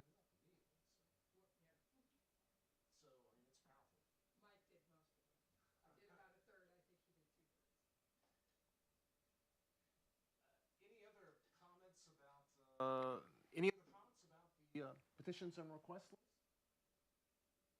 I have a question. I could. Let's go ahead, council member. Oh, I'm sorry, your mic cut out. Yeah. Just a request, maybe as an additional update to this. I think it's great to see when a lot of these issues are either under review or have been completed, basically when the status changes. It might be great if we could have a date that signals when that project or that issue was actually resolved. I'm not sure if that's another column or something like that, but a notation to that effect might be helpful in some of these, especially for going back and saying, I know that you all are really getting to these as quickly as possible, but being able to show status and how diligently you are addressing them, I think could be helpful and add some additional transparency for the public. Well, thank you. I appreciate that, Mr. Summeron. All right, I'm trying to visualize what that would look like under the under review tab, and this is, we're working on a document that I think it might predate all of us here, and I welcome feedback from Mayor and Ms. Pope, because I think you're the senior amongst us on the body.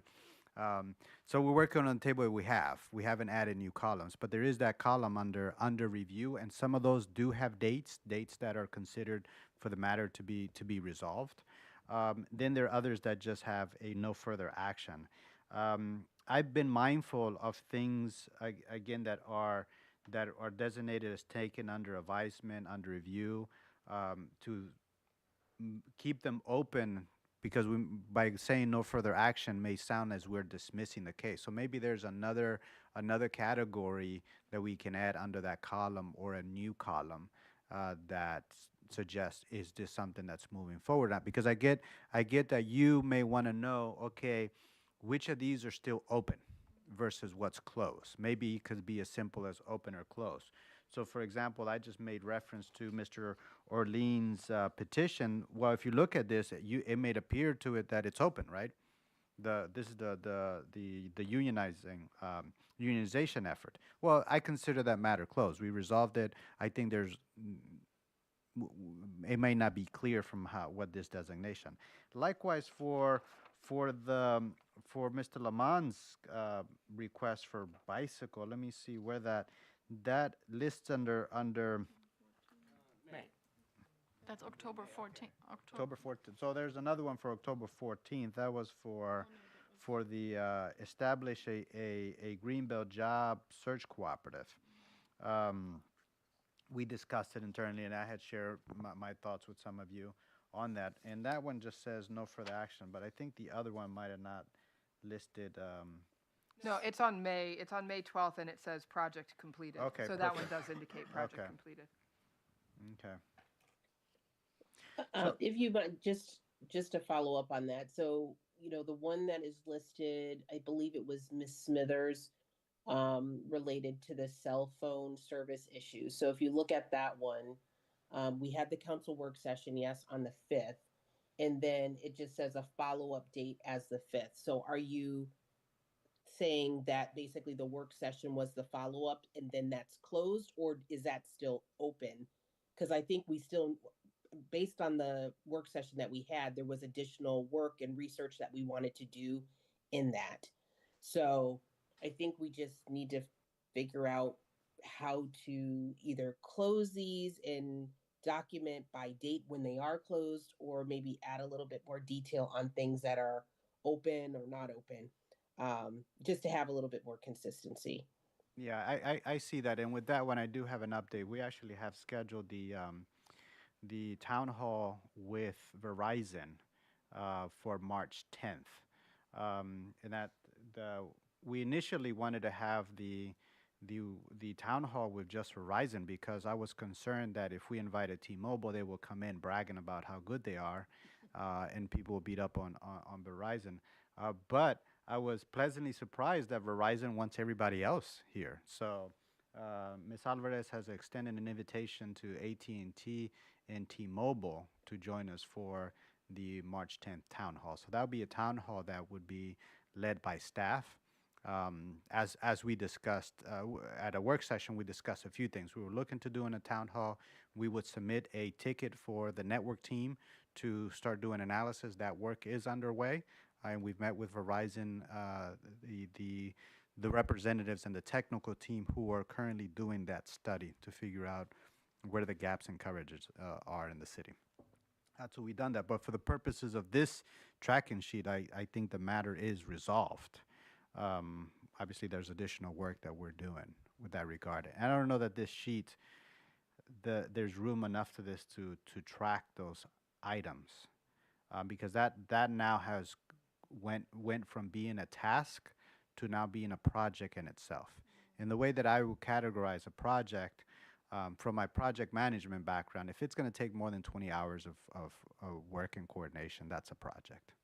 I think I find some of the things that we are assigned by council that they're almost a project in and of itself, because they're not a several-hour task. They involve multi-day or weeks of coordination, and the Verizon project or the cell phone towers is one of those. We had several meetings with Verizon. Now we're scheduling the town hall and working away. So that's taken up a good amount of coordination. That's fantastic. Thank you so much for that that line of reasoning about the tracking sheet is a work in progress, but I think that some of the items where there's ongoing work, maybe there's a better way of reflecting the fact that the work continues. So we'll leave that to staff to kind of continue to hash out. As we wrap this up, I see that there's a question here from Mr. Orleans, who is one of the originators of many of these petitions and requests. Mr. Orleans? Thank you. One can go back and look at the tape or listen to the tape, but what was said on the 28th was not that Mr. Orleans requested to see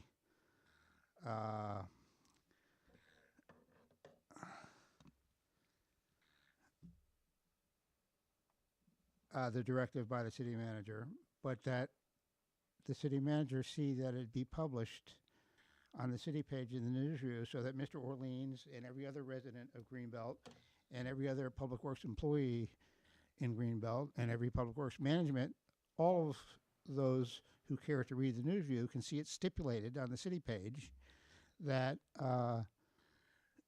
Public Works management should not be attempting to impede the rights of Public Works employees. Mr. Orleans at any time is not shy enough, so shy that he can't ask the city manager to see something. But this wasn't for the eyes of Mr. Orleans. It was posed so that everybody can know that the city council and management and departmental leadership will not attempt to impede their rights as Public Works employees. Thank you. Thank you. Thank you. So, clarification, Mr. Orleans. So at this time, we can close out the work session with some information items. We're going to talk about the calendar right now. So, Councilmember Pompey, did you have some suggestions or modifications to the calendar? I did. I did want to see if we could figure out a way to get on the schedule the amended code for the bargaining ordinance. So I was just looking at the calendar. There's not a lot of space here because we have so much budget work coming up. But we do have a work session that's TBD on March 4th.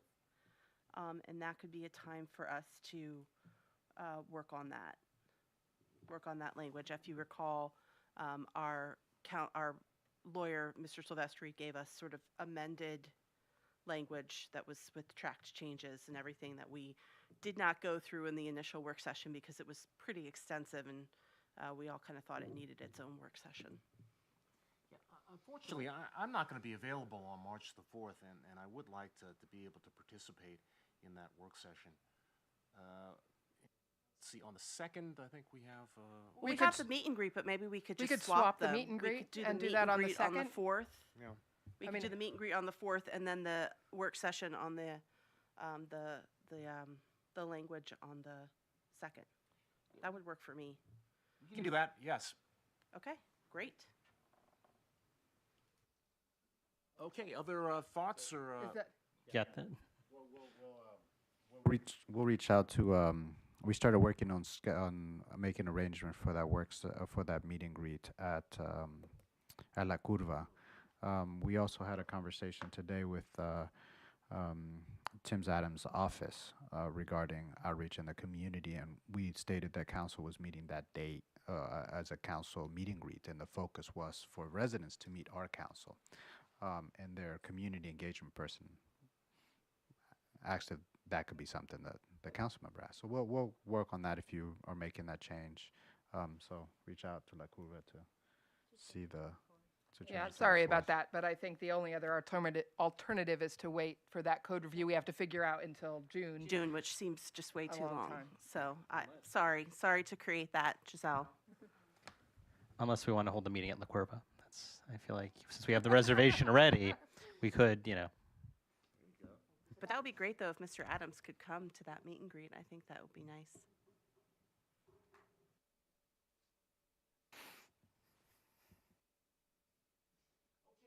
That's all I had. I didn't have any other suggested changes to the calendar. For that work session, I've shared with council via email the list of items, policy decisions will council will need to make. You won't be able to, obviously, you won't be able to make those at the work session. You could discuss them. And that's feedback we're waiting on so that the city code in the charter amendment could be updated to reflect those policy decisions. So I want to be mindful of the language that you will be viewing at that work session. Just like last time, there was some criticism about the language not including certain things you wanted to see there. Well, that discussion hadn't happened because there were policy issues that were open. So what we have available is ready for review. Any changes to that will need to come as a result of policy decisions that you are making. So in short, maybe, I don't know if there's a way that we can make some of those policy decisions sort of ahead of that. That way we could, when you're having that work session, you are looking at things that you're actually going to consider implementing. So you have 2 meetings coming up. The 23rd. Sorry. Maybe we could put that as a discussion item on the agenda of the 23rd. We could have that conversation then. Yeah, so that's what I was thinking. About the policy decisions.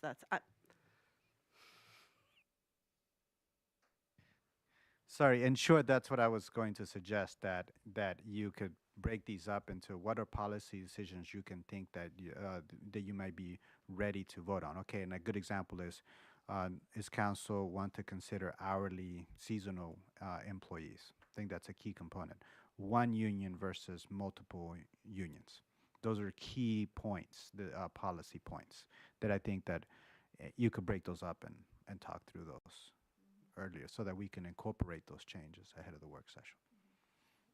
Because if you wait until the 4th to talk through those things, you may not be able to make those policy decisions until later in March, and then we have to go back to make changes to the language, and then you'll have another meeting. Just want to remind everybody that although we will, with our work sessions, be covering the budget, we still have council meetings when between now and June when we can make policy decisions. So it's not as though all policy decisions that council is going to make between now and June have to be made this month. And within the schedule, we'll have to have conversations around the changing of the public utilities tax. I would like to propose that we bring that tax on utilities in line with Berwyn Heights and Hyattsville and other communities. Just to be fair across the board, Pepco and other utilities will have the same tax rate against in all these municipalities. So for us, that means that unfortunately we have to raise that tax to be at the same rate as these other communities. Yeah, I've asked about that, and I'd like to proceed with that as soon as possible. Yeah. Was that the information item? That was it. That's what I wanted to do, was discuss the calendar, so. Okay, I have, I wanted to just talk about the technical issues that we've been having at council meetings and work sessions. And for some of our residents, they may not know that some of the equipment that we have that we've used for streaming and was damaged by the, well, we can't say definitively, but the damage seemed to coincide with the brownouts and power surges that many people in the city were experiencing. So we've got a problem.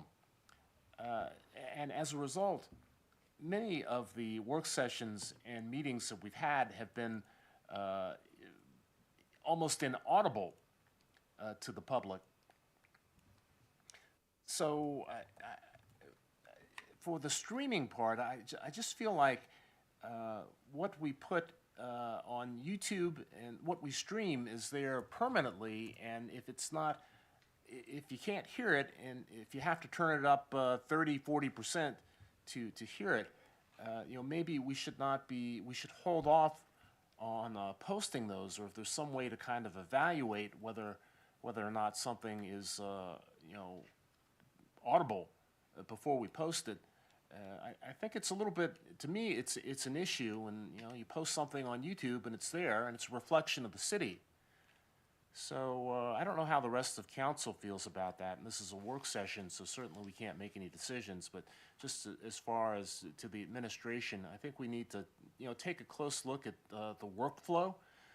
You know, if we, before we post something that's been recorded, perhaps some sort of a review or just a quick check should happen before it gets posted. Yeah, Mayor Pro Tem? Well, my understanding is that new equipment is being ordered, and so this is, I mean, I'm not sure. I think it's, if our choice is to post nothing or post something with poor audio, I think we should post something with poor audio rather than nothing.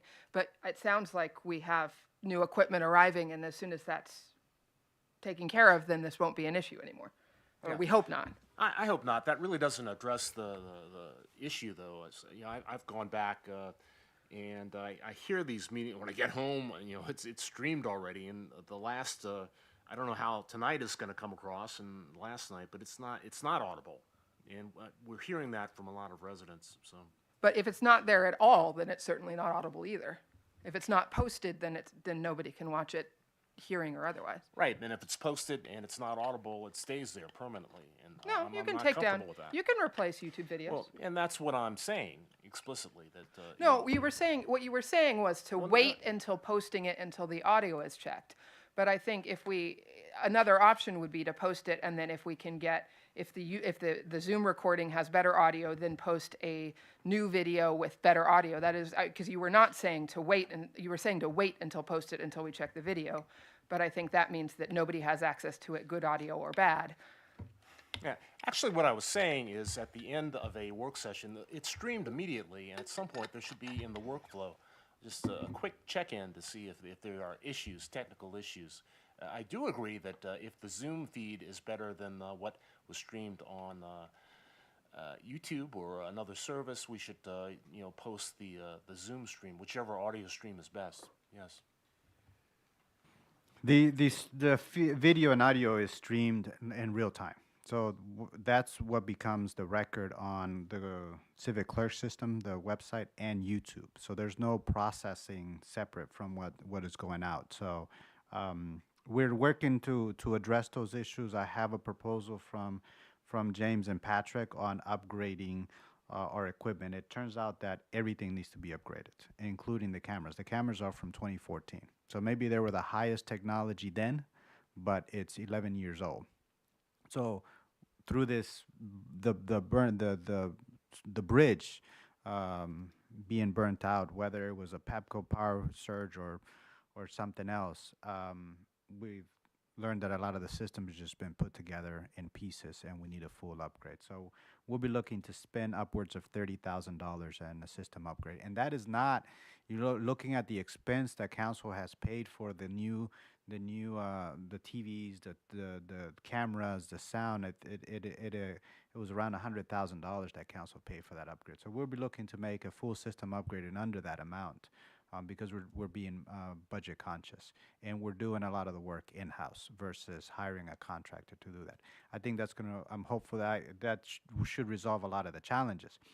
On the audio being inaudible, I to some it may sound it's inaudible, but the audio feed is there, and it requires turning it up to people's liking, but the audio stream is there, and anyone who has an issue with the audio or wants the transcript, we have the transcripts of the audio. We have the audio file, so anyone can petition that file from us because we record that on Zoom.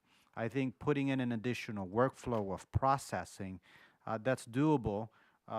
It obviously it's an additional staffing time that it takes to transcode the Zoom video to then upload again. But so we're trying. We'll get this issue resolved. It's a thought, and I know we're trying really, really hard. So I appreciate all of the effort that goes into trying to stream these meetings. It's important. Yeah, and please keep in mind that we're meeting twice a week with council. So there's a lot of little room for us to troubleshoot and resolve this. By the time we're in these rooms, one of the things actually that you bring this up, I would, in speaking with the team earlier today, in fact, we were talking about some of the challenges of the configuration of the IT system. Every time we're moving the system down and up, we have to reconfigure everything back there. So one of the thoughts that we had is we could, if for the work sessions, all of meetings, if council were to remain in that upper portion, it would minimize the movement of all the system. For example, in the debriefing of the meeting, the audio systems problems we had on Monday, it turned out that it was a configuration issue, that when the mics and the TVs were reset after every meeting, that new computer unmuted Mirrorcast, and that's what caused the echo on the speaker. So the team were able to determine what that cause was, and part of it is the shifting of the council from sitting up there to down here and switching all the mics. And one of the things that council had talked about or agreed to the sitting down being here on the floor in a round table is that council wanted to be in closer physical space with the folks that you're having stakeholder meetings and whatnot. But we moved away from having people sit in front of council. So you look at the orientation of council, you're just down from up there, but the stakeholders are no longer sitting directly in front of you. We don't have that seating arrangement. They're off to the side. And part of that, I think it was feedback from the residents that they couldn't see you because someone was sitting directly in front of you. Back of people's heads. And looking at the back of people's heads. And I think, okay, well, now the purpose of moving down to the floor was so that you were physically close for folks and you can sit across the table from stakeholders and actually do the work section aspect. We're no longer doing that. Perhaps if we're no longer meeting with stakeholders face to face in this floor, would council consider staying up there? And I think that's going to avoid a lot of other issues too. Just Monday's meeting, one of the chairs were swapped around, right? And I think many of you noticed that you weren't sitting on your chairs and whatnot. And the reality is, the chairs, when we meet here, all those chairs come down to the floor and staff use them, and we don't know whose chairs we're taking. So just a suggestion, I think that would help reduce some of the technical issues if we have council remain seated up there in the dais.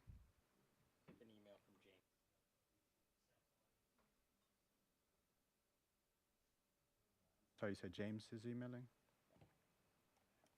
It says, I'm happy to report that we got YouTube sound to level out tonight and is much louder after troubleshooting throughout the meeting. but it got there relatively early in the evening. Hey, thank you so much, James. And thanks to Jamari and everybody who's working on this collectively. It's not easy.